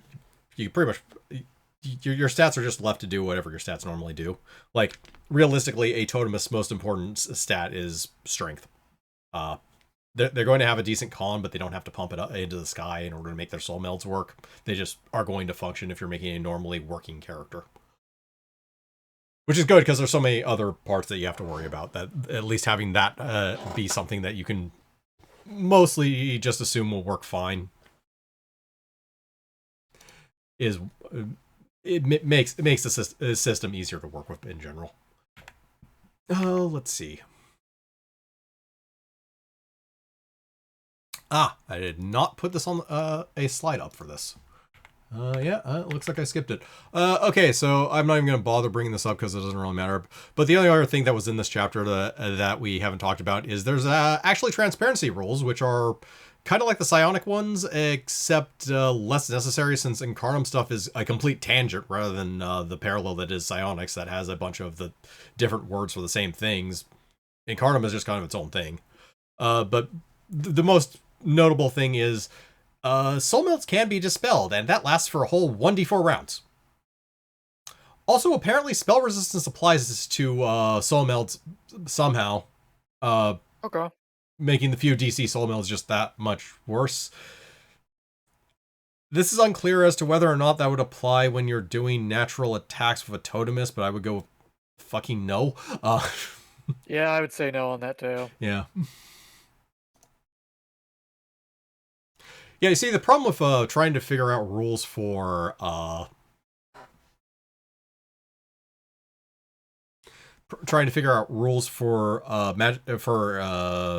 meld shapers is all the rules are in this book. So unless I can hunt down arcane rulings from WotC, which from long ago eras, which in and of themselves, it's not like they would. Errata isn't really all that common. They would occasionally release it for things in books, but there's not there was never giant rulings and erratas documents on the Wizards of the Coast website back in the day, which have all been purged anyway, so they'd be kind of hard to find. You'd have to kind of dig through the Wayback Machine or find relevant stuff somewhere else on the internet. It's all archived and it's findable, but it is a bit of digging. But anyways, on to spells. So yeah. So just going over things in general, here's the Incarnum domain, which is actually notable that there are no deities. This is actually available to any cleric whatsoever. They can just select this as one of their domains. Gives them the Incarnum spell shaping feat as a bonus feat, which notably comes with a point of Essentia, as well as the ability to cast the Incarnum spells. Neutral clerks cannot choose this domain, however, you at least have to have chaotic, evil, good, or lawful. You have to have at least one of those in your alignment. You cannot be true neutral and take the Incarnum domain. Other notable things, spells will have Essentia sometimes as a component, marked with an E. That means when you cast the spell, you can invest Essentia into it. When the spell's duration ends, you get the Essentia back. That is basically the gist of Incarnum spells. Uh, so let's see. Things that amused me. Channel the Mishtai, that race we mentioned earlier. Which invites a Mishtai spirit into you, and the greater one, which is slightly less entertaining, but so the duration is a minute plus minute per Vesta and Sesha. That's not really all the interesting part. So basically, when you do this, you roll a d6 on this table, and it determines which type of spirit possesses you and what station they have. Noting that one is inbred moron of the late decadent period, gives you a bunch of penalties. And you have to make a save or be dazed for a round. The rest of them are various bonuses. You roll a d6 if you're not a Skarn or Rilken, and Rilken rolls a d10. So you can't even get above a 6 unless you're actually one of those two races. Channel Greater is less interesting because you just get to choose one, but is still amusing. Let's see. Guardian Spirit, there's actually a few of these. Both Guardian Spirit and Valiant Spirit are example of like one of the more standard lines of the Incarnum spells, which is basically a buff with a very long duration of an hour per level until the target or multiple targets, depending on how you do it, takes a swift action. Then suddenly it becomes suddenly all the bonuses start to apply. So it's basically saying you cast, and then when you actually get into combat, the target uses an action, or uses a swift action, and they get this stuff. Or immediate action, actually. Yeah, like Guardian Spirit itself is bonus to AC, reflex saves, etc. Notably, Vested Essentia for this one just increases the bonuses. So it's actually kind of a nice scaling buff with level. Valiant is the melee one, so attack, damage rolls, fortitude saves. Not actually a bad buff spell, though with caveat of the Valiant Spirit is a morale buff, so if you have a bard in the party, it's not going to stack. But it can be a decent bonus, actually. Other than that, here's more trading spells as trading spells for class features effectively, because open least, lesser, and greater chakra. Here's a 24-hour duration spell. It does what it says. You can bind that you can bind to that chakra. In case you want to take like this spell instead of taking the feat. And Soulband Zone, because okay, I guess. Do you want a spell that is really specific in screwing over Incarnum and only Incarnum? Your soul melds do not work in this area, mister. Because we needed like an anti-magic node for Incarnum, apparently.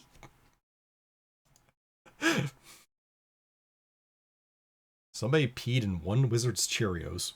I was gonna say, it's weird that it's like you've got transparency of it, like spell res working and all that shit, but they don't just make it. Yeah, no, like treat like magic as far as null magic or an anti-magic. It is. They're all supernatural, and a null magic field will still stop them as well. This is just so a specialized null special fuck them. Yeah. Wow. Other things of note, these were actually kind of interesting, as they're, yeah, effectively summons without being summons. So they have two advantages. One is, since they're conjurations, stuff that stops summons, like, magic circle, magic circle against evil. I forget the fucking name of them, but spells that generally keep summons at bay won't work versus these because you're just conjuring stuff up. And they are actually kind of more balanced than the summons because, yeah, you invest Essentia into these spells and they gain abilities, basically. The constructs you summon. Which is kind of neat and interesting. It also just makes it so the more you can't just keep summoning keep summoning over and over again and having them be at full power. You effectively are throwing some Essentia into one of them. It's not the best way of limiting summons, but it's at least an interesting way of doing it. Also, new Warlock invocations for reasons and new psychic powers. As far as the Warlock invocation is concerned, Incarnum Blast was the one I found the most interesting, as it's an essence, so basically it attaches to the blast. Basically makes it a smiting blast, notably attaching a fortitude save or be dazed to it. To when it strikes something of opposite alignment themselves, and Chaotic Good is a perfectly valid alignment for a Warlock.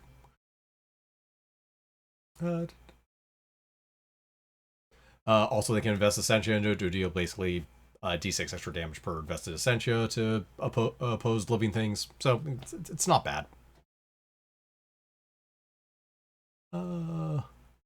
Its only clause is they do have to be living, unfortunately. As you can actually daze undead, but undead are unfortunately not living by definition. Let's see. Other than that, let's see. As far as the psychic powers are concerned, they also get, as only one power, they get Open Chakra.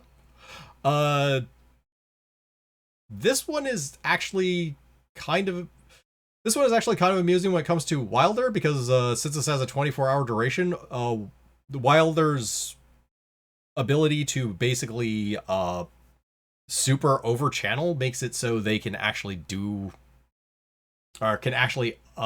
unlock chakras at a lower level than were intended by the designers. Because when you get this feat, it's basically going to work at level 4 for 7, and then it's another 6, so 13 is normally when you'd be able to augment it to get like the lesser chakras. Or if you're a Wilder, you can do it at 10. And the greater chakras is supposed to be 17, but if you're a Wilder, you can actually do that at 13, because they're actually able to put more power points into a power than they actually than there is actually above their limit.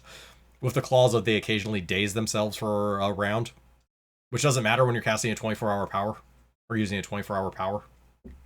Fair. And my award for why is this here, but okay, it's actually kind of good. Soul Crystal, which lets you spend 13 power points and then put a bunch of power manifesting a crystal with a single power in it and the power points to spend on it that lets someone else manifest that power. Using your manifester level, but we'll still use their stats, so it's not really useful for like an AoE save spell or something. And also has a long duration until it's used up. So it's enough power points basically for, I believe it was 2 castings of the spell effectively at max power. So if you do Energy Ray, for example, you could give basically someone else 2 castings of Energy Ray. So you can do a touch attack for like manifester level D6 damage, etc. It's basically playing with action economics. Now, that said, this is the Incarnum book. It is mildly justified in the flavor text, but that has nothing to do with Incarnum in any way, shape, or form. But hey, moving on. Magic items. Let's see. Yes, this section which talks about you can buy magic items to chakra. Here's what it does when you bind them to, or bind some more common magic items to chakras. None of these effects are good or worth it, but you could do it, I guess. For reasons.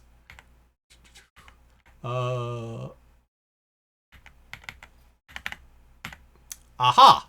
I managed to save the wrong slide over this slide. Alright, well, we'll ignore that part. Technical difficulties, please stand by. There's only really one thing I want to talk about in Wondrous Items. Mostly because I found it mildly funny. Alright, so basically there is... Yeah, soulbound weapons will be a good example of it. So there's soulbound weapons and soulbound armor. They are a +1 and there's basically lesser and greater. So there's the +1 bonus. For the +1 bonus, it lets you invest 2 Essentia, which up to 2 Essentia into that weapon or armor, increasing the enhancement by up to by that much. For 3, it lets you invest up to 4 Essentia. You can also bind it for effects, but that's not really the relevant part here. So you have the choice for 3 bonus of increasing the enhancement bonus of your weapon by 2, and then letting you invest 2 Essentia to increase it by 2 more. Or of investing 4 Essentia to increase it by 4.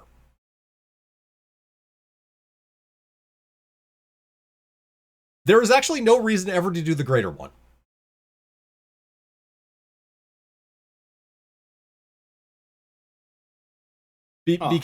Because you can just, instead of using the extra +2 to increase the amount of Essentia you can invest, you can just give it a +2 higher bonus.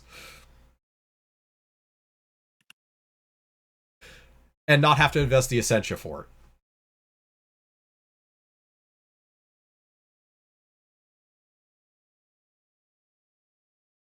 it.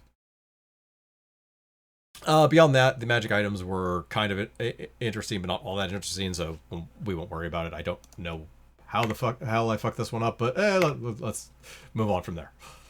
All right. Accidents happen. It's fine. Yeah. Right. Prestige classes. Starting with Incandescent Champion, which is, strangely enough, easier to understand than the actual Incarnate class. So this is an essentially using martial class that gains Essentia as it levels and can invest it into its class features. Character level limits still apply. Consult your doctor. Don't taunt happy fun ball. All the usual stuff. So it can invest it. So effectively, it can invest Essentia into melee attacks, which make into melee damage, which makes your hands glow. Gain fast healing equal the Essentia invested into that feature for a number of for class level rounds per day, which eventually gets to share with others. It's a really minor amount of healing, but you can take it out after you're done. It gets an at-will move action that can make something shaken if it on a failed save with DC equal to 10 plus Essentia invested into this plus Charisma. It can increase the capacity of any soul meld feat or ability it has by its Charisma modifier for 1 round as a free action that it eventually gets to do up to 3 times per day. Doesn't matter much, but it gets to do that. And at-will is a standard action. Let's see. It gets an at-will standard action 60-foot ray that does a d8 times Essentia damage. Essentia invested damage. This is a really small amount of damage. It gets a constant aura that does a d6 times the amount of Essentia invested into this damage to every foe adjacent to itself at the start of its turn with a will save for half, because sure. Also makes you a walking daylight spell, which is funny, especially if you have a bunch of drow that you're fighting or in the party, you know. And its capstone makes you a native outsider with the good subtype, meaning all of your weapons are good aligned, so it helps you damage fiends, basically.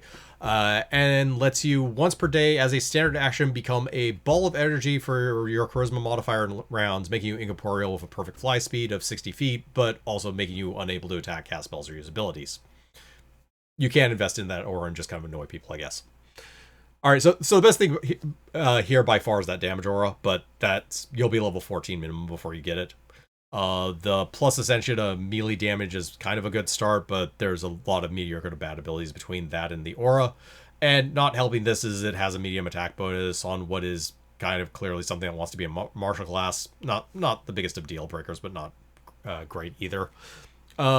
The only thing I can say is mild redeeming, however, is this class is an Ascension battery, so if you have the Shape Soul Meld feat or the Incarnum feats, you can use this class to power them, as well as have a couple of features here and there that you could care about.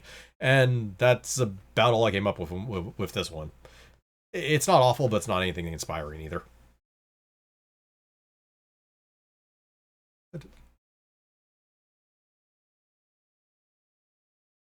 Let's see. All right, Incarnum Blade. This is very easy to qualify for, fairly quick martial class, copies and pastes the binding rules because that was necessary. So its main feature is shaping a blade meld, not to be confused with soul melds, around a weapon, which can be changed on which weapon you shape it on a daily basis, which strengthens it against damage, but more importantly allows you to bind it to various chakras for effects. Unlike normal chakra binds, you can still wear a magic item on a bound slot. The effect of these binds are... let's see, on the crown, you get rid of the bonus from flanking against you, though you can still be snuck attack, and helps defend against disarm and sunder. Let's see, feet gives you a +2 to initiative and makes, and you can make attacks of opportunity while flat-footed. Hands is +1 damage with the weapon. Arms is +4 to confirm crits with the weapon. Brow reroll misses because of concealment. This doesn't stack with anything else that lets you do that. Shoulders is 25% chance not to be crit. That doesn't affect sneak attack and doesn't stack. Throat is an at-will standard action that shakens all enemies within 60 feet for a round, with will to negate DC being con-based. Waist is where we actually start to get into features I care about, which is +10 against bull rush, grapple, trip, and overrun attempts, and also uncanny dodge. Heart gives you +2 HP per character level. And Soul is weapon becomes one of your alignments and does a +d6 extra damage versus a target that's of the opposite alignment subtype. So basically it will work versus like if you're good and you bind it to your soul, it will become good aligned and do an extra d6 versus an evil outsider, but won't versus like say a blackguard because they're just evil without a subtype, or they're just evil aligned. You also get the ability to switch your binds as a standard action, 1+ con times per day, and the capstone lets you have 2 binds at once, and there's a 5-level class, so the capstone's only at 10. This is by no means an offensively minded class and has a lack of options really, but a pile of extra HP and +10 versus most combat maneuvers, plus uncanny dodge, or a couple of solid tanking features for a character that has, I don't know, taunting or tar pit abilities from their base class or feats with the slight bonus of minor versatility on the side. If those aren't really useful, you could switch to like a d6 +1 extra damage versus like a random demon that showed up or something, I don't know. But yeah, if you can manage that strangely hard ask of being able to stick things to yourself in your first 5 levels, this is an option for the next 5, I guess, but even then, it's kind of meh on that. Those aside, this is the fastest way to get a heart and soul chakra bind, if that is somehow relevant somewhere for something. I don't think it is, but it's there. Let's see. Now for something far more interesting. Iron Soul Forge Master. A dwarf meld shaper class and our first class that progresses meld shaping. So I get to explain that. Basically, this means it increases the max soul melds, the essentia, and the chakra binds, but it does not give you any more chakra binds as that you would normally get from your class. Hence why you tend to see them actually on the... Yeah, like this unlocks arms, waist, and shoulders and heart as you go up, because you wouldn't actually get those. Let's see. This particular class gives up 1 level of meld shaping for, let's see, all the lesser soul binds basically, and the heart soul bind. The ability to invest essentia into a shield that they made themselves for energy resistance equal to 5 times the invested essentia to all 5 types of energy at the same time. The craft magic arms and armor feat with an effective caster level of 3 times their class level. You'll still need other people if you want to make any enchants beyond just the base enhancement bonus, but for the most part, but it's still an option. Let's see. Plus class level to crafting weapons and armor. The ability to invest essentia into an armor you made to give it that much damage reduction. That stacks with any other blank damage reduction it has, if it's adamantite, for example, usually. And the ability to invest essentia into a weapon you made to give it a bonus to damage equal to 2 times the essentia you invest. And also force fortitude saves on everything you hit equal to 10 plus essentia invested plus con bonus, or they're dazed on every hit. So obviously you need to craft things for this class to be worth it, but the shield and weapon ones are solid on their own, and the loss of Meld Shaper levels is nowhere near as big a deal as it is for spellcasters. Your main problems here are forging things with weapon properties that will require assistance, and you will be spending a large amount of time making and enhancing these weapons, which may not work for the campaign being run. Also, the EXP loss might have you behind the party unless you've been, unless the rest of the players have been meeting with unfortunate accidents, let's say. So this is less of an issue if you're using the Pathfinder First Edition rules as well, where that doesn't actually cost EXP to craft items, but that's a different matter entirely. Oh yeah, also you have to be a dwarf. Not the worst thing in the world, but yeah. Rock and stone. Yep. Necrocarnate. The evil 13th level sort of Meld Shaper class that sort of but not really gives up all progression, except it's actually it's actual Meld Shaper levels, which still increase with the class for... Okay, let me go over the features so this makes more sense. You get to draw Essentia from the recently dead, which takes a minute until later when it just becomes a full round action. That doesn't really matter much. It's something you're going to do after combat, but it gives you plus half your class level rounded up of Essentia for 24 hours. Let's see. You get plus shaped... oh yeah, you get a bonus equal to the amount of shaped Necrocarnum soul melds you have to all saving throws. You get all the... Yeah, all the Trocarbines you don't have all... Yeah, you get all the Trocarbines you don't have already, including Hardened Soul. This one just gives you every single Trocarbine for going up all 13 levels. And it also gives you an extra 3 Trocarbines and an extra 4 Soul Melds, so it actually does progress. It just doesn't do it the normal way. Let's see. Also gives you an at-will immediate action that gives you Essentia from a newly dead thing equal to half its hit dice until the end of your next turn, unless you invest that Essentia immediately. Because you wouldn't be able to, because you're using an immediate action, so you wouldn't be able to invest it as a swift action. But yeah, semantics. Other than that, let's see. Your Necrocarnum zombies take less damage, and the capstone gives you an extra Necrocarnum zombie, and you get +1 Essentia capacity with your Necrocarnum soul melts. This is a type of useful in a traditional dungeon crawl where you have multiple encounters, but drops off in a game with more sporadic combat and has all the pitfalls of Incarnate class specialized around some specific soul melds that are of various levels of usefulness.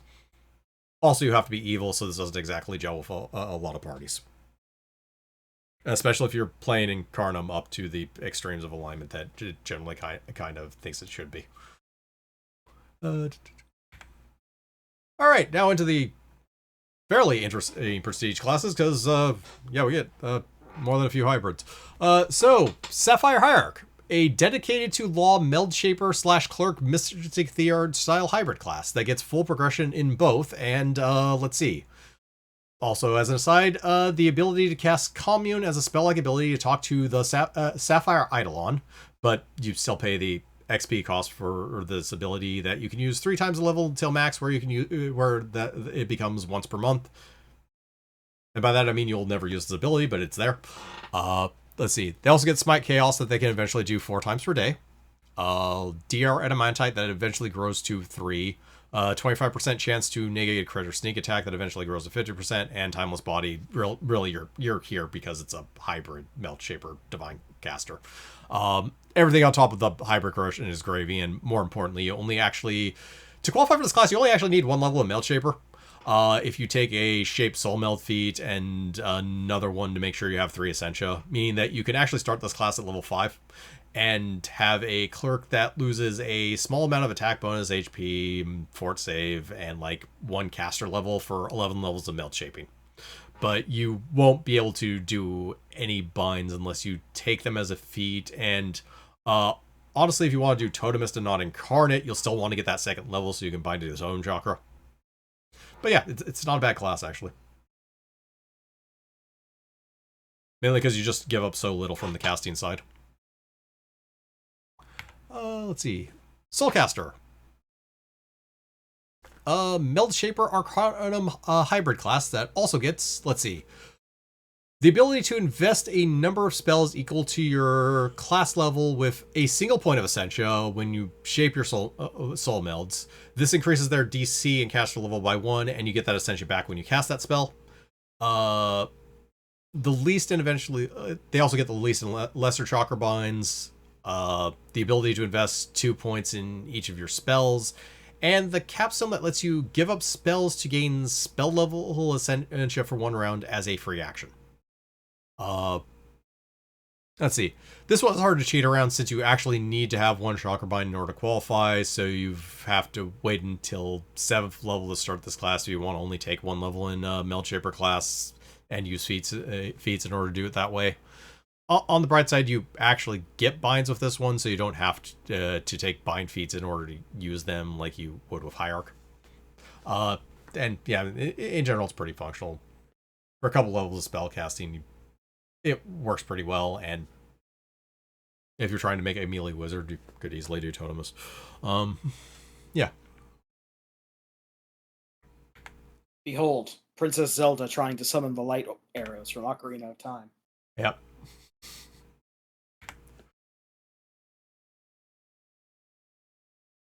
Let's see. Alright, Spine Meld Warrior here. A Skarn martial class that focuses on healing things with their arm spines. Let's see. They get a minor amount of meld shaping from the Soulborn list and the ability to bind to arms. That's really just a minor feature here. The ability to treat both of their arm spines as 2 light weapons and do 2-weapon fighting with it. Or a the 2-weapon fighting feat for free, or improve 2-weapon fighting, greater 2-weapon, same with 2-weapon fighting as a prerequisite, basically, if they already have 2-weapon fighting. They also add half their class level to knowledge, nobility, and royalty, and have the ability to find a seller of any magic item with a gather information check that they also get to add their class level to, which is a nice ribbon feature. The ability to invest Essentia into their spines, giving them an enhancement bonus to attack and damage equal to the investment with an abnormal cap of half their class level instead of the usual. They get rend with their spines, which if you hit a single target in a round with both your spines, you get to do 2d6 plus 1.5 times your strength to them for free. It's not an attack roll, it just happens. And the ability to overcome adamantite DR with your spines. Okay, so this is a reasonably good melee class, but sticks pretty strongly to its rails by not letting you attack with other weapons and the spines at the same time. You might be able to use Amulet of Mighty Fist to add special properties onto the spines if the DM lets you do that, as they are still natural weapons, sort of. And that is not a thing you can do in the raw Dungeon Master's Guide, though it might be allowed later on in 3.5 or in Pathfinder 1st Edition. I know that was an option somewhere. I cannot specifically remember where for the life of me.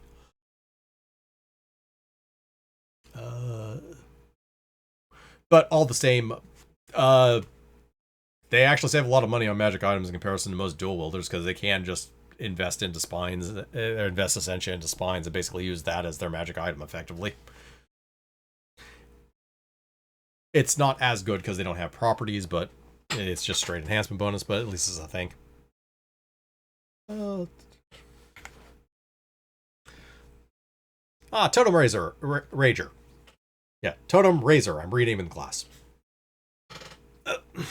A Barbarian Totemus hybrid that gives up 2 levels of meld shaping to, let's see, gain least and lesser bind, all the least and lesser binds, and 2 extra rages per day eventually. They increase the capacity of the Cobalt Rage feat by 1 and gain extra Essentia when they rage equal to half their class level. They can immediately invest some or all of it into Cobalt Rage, ignoring the usual restrictions on Incarnum feats. Basically, Cobalt Rage you don't actually have to spend any Essentia on. It just powers... your rage effectively powers it. Let's see. They also get Wild Empathy, so you can, I don't know, get along with banters or something. Minor amounts of damage reduction. Extra rounds of Rage equal the amount of Essentia they have invested in a Cobalt Rage, and a capstone of +1 totem bind capacity, which is not bad. Or +1 Essentia capacity in their totem bind. But yeah. So the levels of meld shaping are not a big cost, as I said before. Medium attack bonus is a little annoying on something that's clearly a martial class again, but not the worst thing in the world. But the rage, and especially the bonus for Cobalt Rage, goes well with the Totemis roughly, 500 attacks in a round, and this class can pounce at level 4 in this case, or character level 10. So between that and some utility in the Totemis meld shaping, it's actually fairly solid. Yeah, Rage feeds really well into natural attacks, as does just giving a straight up flat damage bonus when raging. So it is weird to base something around a feat, but it works out pretty well. Let's see. And Umbral Disciple, the rogue variant of Incandescent Champion, sort of. So it gains 3 sneak attack dice over 10 levels, 7 points of Essentia, a +2 to knowledge and gather information checks when they talk to their organization, which increases to +5 if they're in a more important place of their organization. Just the fluffy stuff of the class, basically. They get 2 times the amount of Essentia they invest into movement, into the ability for movement and tumble checks. 10 times the amount of Essentia they invest into another ability for mischance against them. Also, if their mischance is 20% or higher, they just straight up have hide it in plain sight. They get blind sight, equal to 10 times the amount of Essentia invested into that ability. Or 10 feet per Essentia invested in that ability. Plus Essentia strength damage on the first attack that hits it around, negated by a fort save. And a capstone of +5 feet per Essentia invested to their reach on their turn, and they count as the square closest to themselves for purposes of flanking. Also, you can go back into taking Monk after you've taken levels in this class. Yeah, doesn't break your reason. Yeah. multi-classing thing that restrictions monks have. Yeah. 4 reasons. Yep. So anyways, this is a good rogue class full of versatile options to throw Ascension into, with the rare abilities of hide in plain sight and blind sense, or not blind sense, blind sight, in the same class at the cost of a couple sneak attack dice, which isn't the worst thing in the world. Yeah. It functions pretty fine. And oddly enough, the class features are actually spread out and not like, here's something okay at level 1, here's something good at level 10, and nothing else. Okay, and finally, Witchborn Binder. A meld shaping class that hates on arcade casters and gives up 4 levels of meld shaping to, detect magic at will. Gain a bonus to saves against spells and spell-like abilities equal to the Essentia invested into that ability.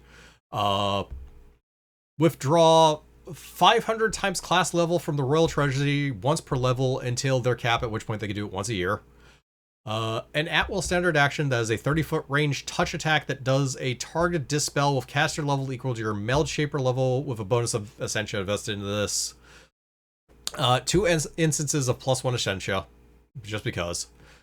Alright, Mage Shackles, which as a standard action lets you make a melee touch with a shaped pair of Incarnum shackles on a creature that can cast arcane spells or has spell-like abilities. That's within 1 status category of you that entangles the target and prevents it from plane shifting, as well as forcing it to make a caster level check of DC 10 plus your meld shaper level plus invested Essentia to cast arcane spells or use spell-like abilities. The ability to ready an action to dispel as an immediate action using a DC of 11 plus caster level using your meld shaper level plus Essentia. Let's see. You could force an arcane / spell-like within 60 feet of you to make a fort save, or take a fort save that is 10 plus class level plus con to be different, or take a D8 times the Essentia invested in this ability and be nauseated for a round, taking half on the pass. And Grim Integument, the capstone that, as a full round action that provokes, forces a foe within 30 feet to make a reflex save of 10 plus Essentia invested plus con, or be unable to move but still be able to cast spell-likes and spells with only verbal components, but taking a d6 times Essentia damage every time they cast an arcane spell or spell-like with a fort save for half, and even more going on that is usable 1 plus con times per day. Oh, and spell resistance applies to this offensive stuff because fuck you. Of all the classes we've looked over so far, this is the one that has the most fiddly nonsense going on with its class abilities to the detriment of everyone. Okay, it's very, very simple. It's very, very simple. You activate this melody to play the effect of this instrument. Use this instrument to draw 2 cards with the. That's 100% simpler than this. You're correct, which is right. Yeah, we've gone through all of the Incarnum stuff. This is still fucking worse by like a country goddamn mile. Yeah, so they didn't need the restrictions or exceptions and etc. on Mage Shackles or Grim and Doom to make them a super weird and fiddly. Nor should spell resistance apply to supernatural class abilities on a class that already loses 4 or effectively caster levels, and then ask you to use your Gift Meld Shaper level for all of these abilities as well. I mean, losing Meld Shaper levels is not a pain that it is like losing caster levels. Losing 4 Meld Shaper levels on a prestige class is not that big a deal. But like, the amount of kneecapping that was just built straight into this class just makes it lesser than they actually intended. On the bright side, the scope of the class goes wide enough from the concept thanks to working against things with spell-like abilities that you will more often than not find targets to harass, like gnomes. All of these abilities work on gnomes. I know what they did. Okay, monsters. Yep, there's monsters in this book. Here's where they explain the Incarnum subtype. Because we have to spread information all the fuck over this book. Again, it doesn't mean anything. It's just a tag that you get if you have one of these. If you have one of these things going on, basically anything from this book. All right, starting with Incarnum dragons. They're native to the Outer Planes. Incarnum dragons are preachy motherfuckers with one of the 4 corner alignments of lawful good, lawful evil, chaotic good, or chaotic evil. With goods having more steel-like metallic scales, evil sparkling with blue-gray highlights, chaotic tending towards indigo with some random shading, and lawful doing none of that shit. All of which are subtle enough to not to be noticed by the untrained observer. Also, they like to eat Incarnum subtype things.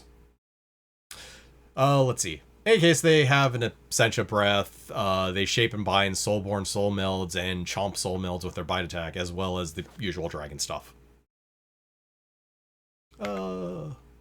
Here's a Totem Giant. Take Totemist, take Giant, shove them together. Not exactly, but kind of.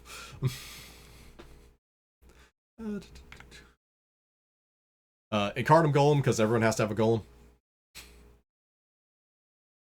Everybody has to have a golem. Let's see. The Lost.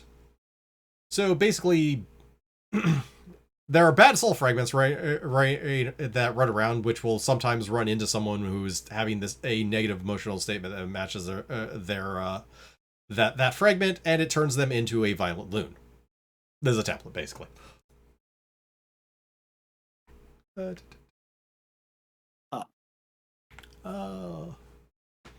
Midnight Constructs, which do have a cool look to them. That's the other thing about them, as this nice like purple crystalline thing. Yeah, they look interesting. They also look a little bit like characters from a early 90s dungeon crawling RPG. Listen, we only had so many polygons to work with. It's like we should find it in an early Kingsfield game or something. Yeah. Let's see. Necrocarnum Zombies is the actual template for it. It's very much a zombie template, plus Ascension Invested does stuff. This guy with a big mouth.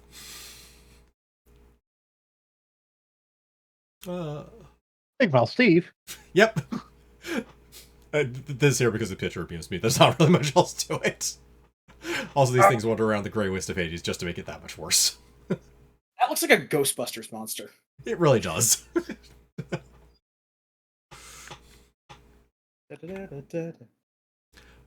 Soulfuse Construct, which is a template that you can actually put on any construct. This includes golems. Damn it! I was muted. That explains. I was going to say flattened to teeth, and it looks like it would look like it came from the real Ghostbusters. Yeah, kind of. Yep. Oh yeah, that was what's amusing about this one. Here's a template that gives a construct the living construct subtype, actually. Oh. Yeah. Let's see. All the various soul sparks, which are basically the pseudo familiars you can kind of bind. And Incarnum campaigns, which, campaign stuff. Yeah, so with one of the initial ideas being campaign arcs, which, if, I don't know, you want to play through the introduction of Incarnum magic into your world or something, for reasons. This is also the only other place I can find that mentions Mishtai. That lost race that they lost. Let's see. Also Incarnum locations. Just... and out of nowhere, the Bastion of Souls. As a touchstone. Oh. Yeah. Let's see. Okay. Base ability actually gives you an Essentia, which makes sense, and the higher order ability of, let's see, actually lets you bind a soul mill or magic item for 24 hours.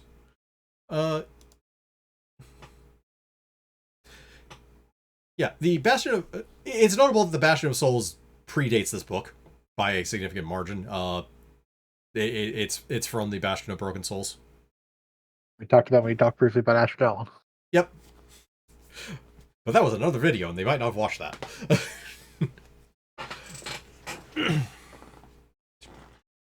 But we'll talk about Asher Dallon again later anyways. And the Pentafex Order. I would say orders, but no, that's only just this one.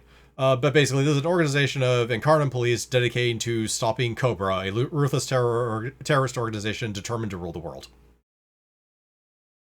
I may have made something I up. think you're thinking of G.I. Joe, but I could be wrong. I'm going to bet you're wrong. They are definitely dedicated to stopping Cobra. All right. Okay. I'm sure one of the totemists can summon a cobra. It still fits. Almost certain. A Chimera had a cobra tail, right? Sure. Maybe. Okay, there we go. No, That's close enough. Oh yeah, and finally the epic stuff. Let's play that game of would this actually be broken if it wasn't an epic feat? I guess you could make an argument for epic Essentia. I'd probably still lean on the fact that's probably fine. Epic chakra bind, number of chakras you can bind increases by 1. That's fine.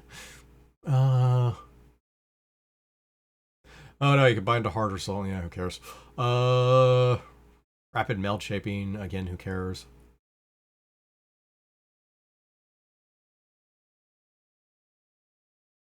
Increase soul melds you can bind for class by 1. Yeah, okay. Right. So, ignoring the epic rules. Oh yes. Also, the extra character sheet nonsense, which I decided to throw in here because, yeah, there's a lot of words when it comes to this stuff, even if it does boil down to, okay, here's some bonuses for this and here's some bonuses for that. And, yeah, this is the tools they gave you back in 2005 for trying to do this in the analog that is paper. Yeah. It is a little bit painful, and there are probably easier ways of doing this. But, yeah. On the bright side, this does double as letting you keep track of what magic items you actually have on your character in which slots, so you don't double up, I guess. The Essentia one over here, however, this is probably not the best way of doing it. If anything benefits from the modern technology that is spreadsheet or digital spreadsheet, it's probably this class. All right, and finally the back of the book. Okay. I have talked a lot in a row, so please, others, give your thoughts. Sure. Drawn from the ambient life energy that fills the multiverse, Incarnum is the essence of all. Thank you, Shiv. Okay, so on serious circumstances, I am curious as to what you like about the class, Shiv. So I don't like the classes. The classes are bad. I like the concept and like the Incarnum stuff in general. So here's a bunch of options you can make for making all sorts of varied characters all in one book with different abilities and investing points into them basically turn by turn as needed. The class, like the Incarnum class, the one I like really want to do, the one that focuses the most on just binding stuff and putting points into it, is bad. Yeah, the Incarnate class is bad. Incarnate is crap. Yeah. Incarnum is good. Yeah. It's just they failed at making classes that work with the.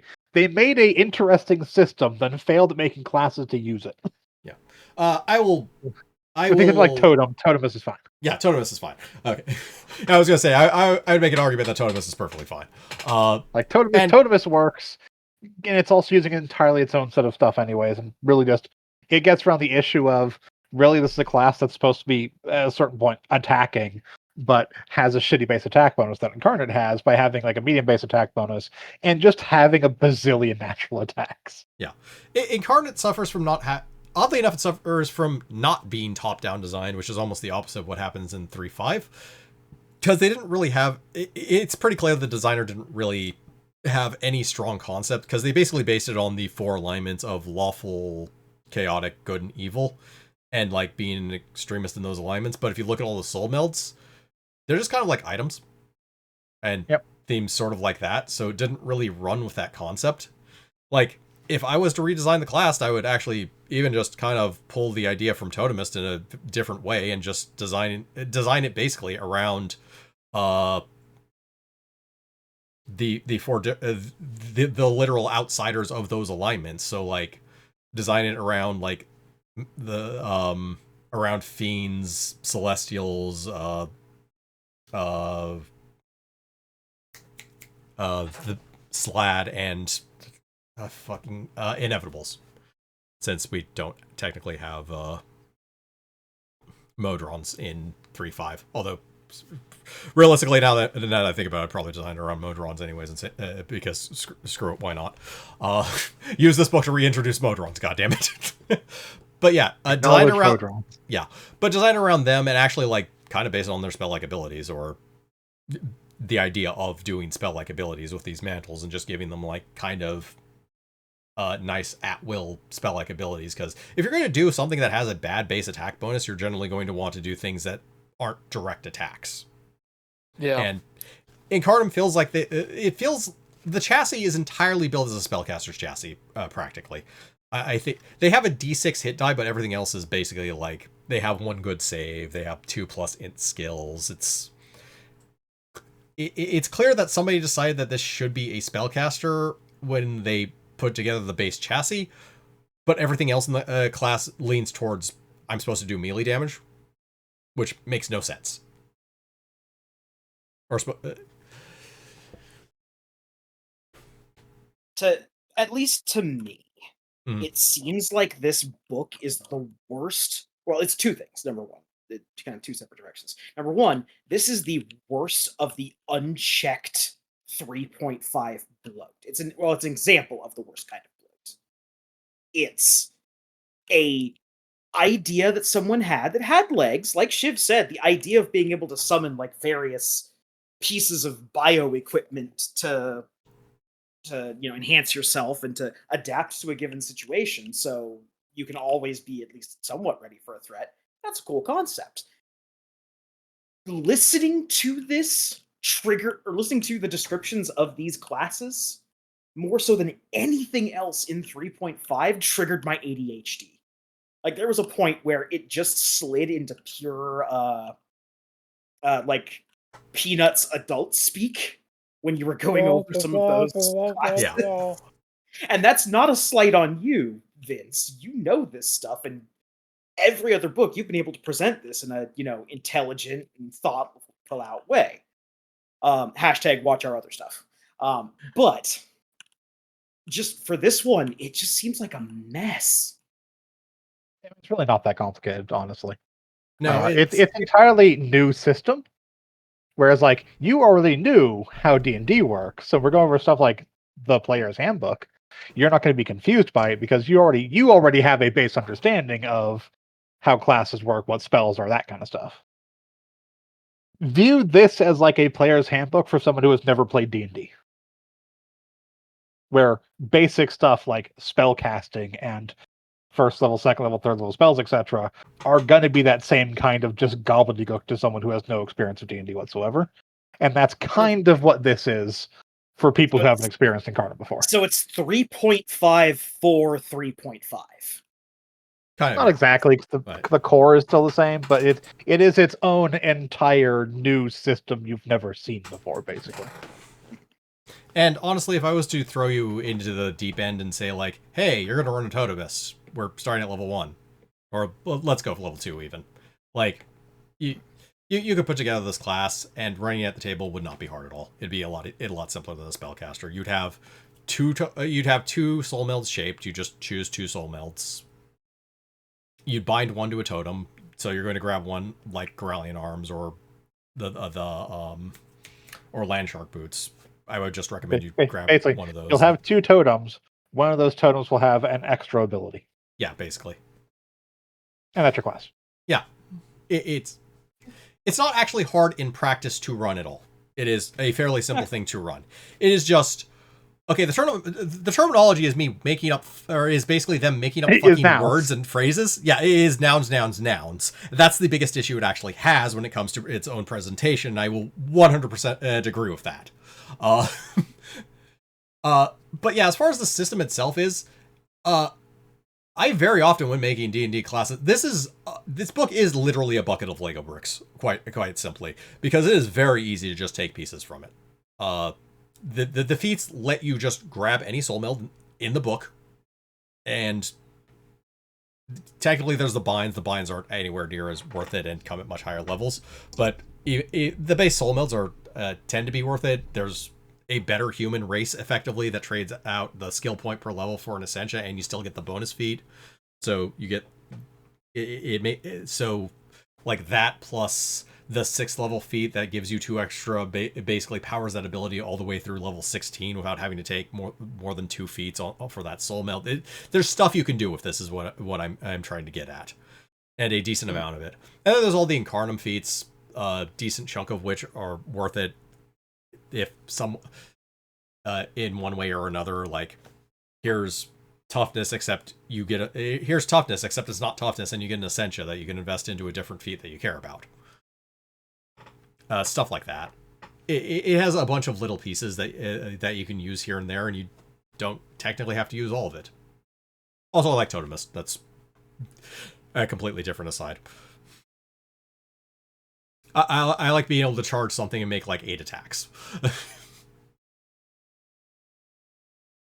Yeah, I view it as no different than, like, for something that you and I have a decent amount of information on, Krampus, like, explain Dominion 6 to someone who's never played a 4X before. That's what this is. Yeah. Okay. Yeah. Fair enough. Like, you don't have any knowledge about the system, so it's all new to you. Which makes it sound like, oh, we're just talking about a bunch of weird things, saying nouns all the time, and we are talking about stuff and just saying nouns all the time. But the actual level of complexity is nowhere near what you actually think it is. Yeah. This might also just be a case of, and in fact, I'm going to upgrade that and say, this is a case of me personally bouncing off a book instead of it being inherently flawed, just because I am a extremely kinetic learner. I learn by doing, and having something explained to me, even if it's a good explanation, is a really tough sell for me. Yeah. So if I was going through the book, thumbing through page by page and able to go back and cross-reference stuff and things like that, I would probably have a much better grasp on it. But yeah. And this is also something that gets this is something that Dreamscar Press does a little bit better when they do a revision of this concept. They change a lot of the nouns to be some stuff that actually is more common. Like Essentia is essence, for example. A word you actually know. But I would say, like, in all honesty, with the base knowledge you have of D&D and how D&D works, like, regular characters, that kind of stuff, if we handed you this book and said, hey, make a character at 3rd level that uses Essentia, you wouldn't have trouble doing it. Okay. Yeah. Fair enough. Now, I do have a completely separate thought, independent of whether or not the book communicates properly with me or target audience or whatever. This sounds like a banging ass 80s cartoon. The The idea of different, like summoning gauntlets and boots and helmets. Yeah. Yeah, I could see like the wisecracking guy who summons special boots to airwalk and stuff like that, or like the hero who is that class that summons the sword. 100%. This would make a banging ass 80s TV show. Oh, the name definitely fits with it too. Yeah, like even like Incarnum sounds like something they've come up with alongside like Visionaries, Knights of the Magical Light, or whatever.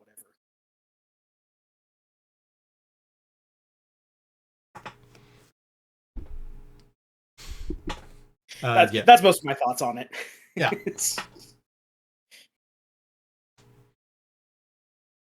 One guy could summon a skull face. Why? Because it's a scary skull face. Exactly. All right.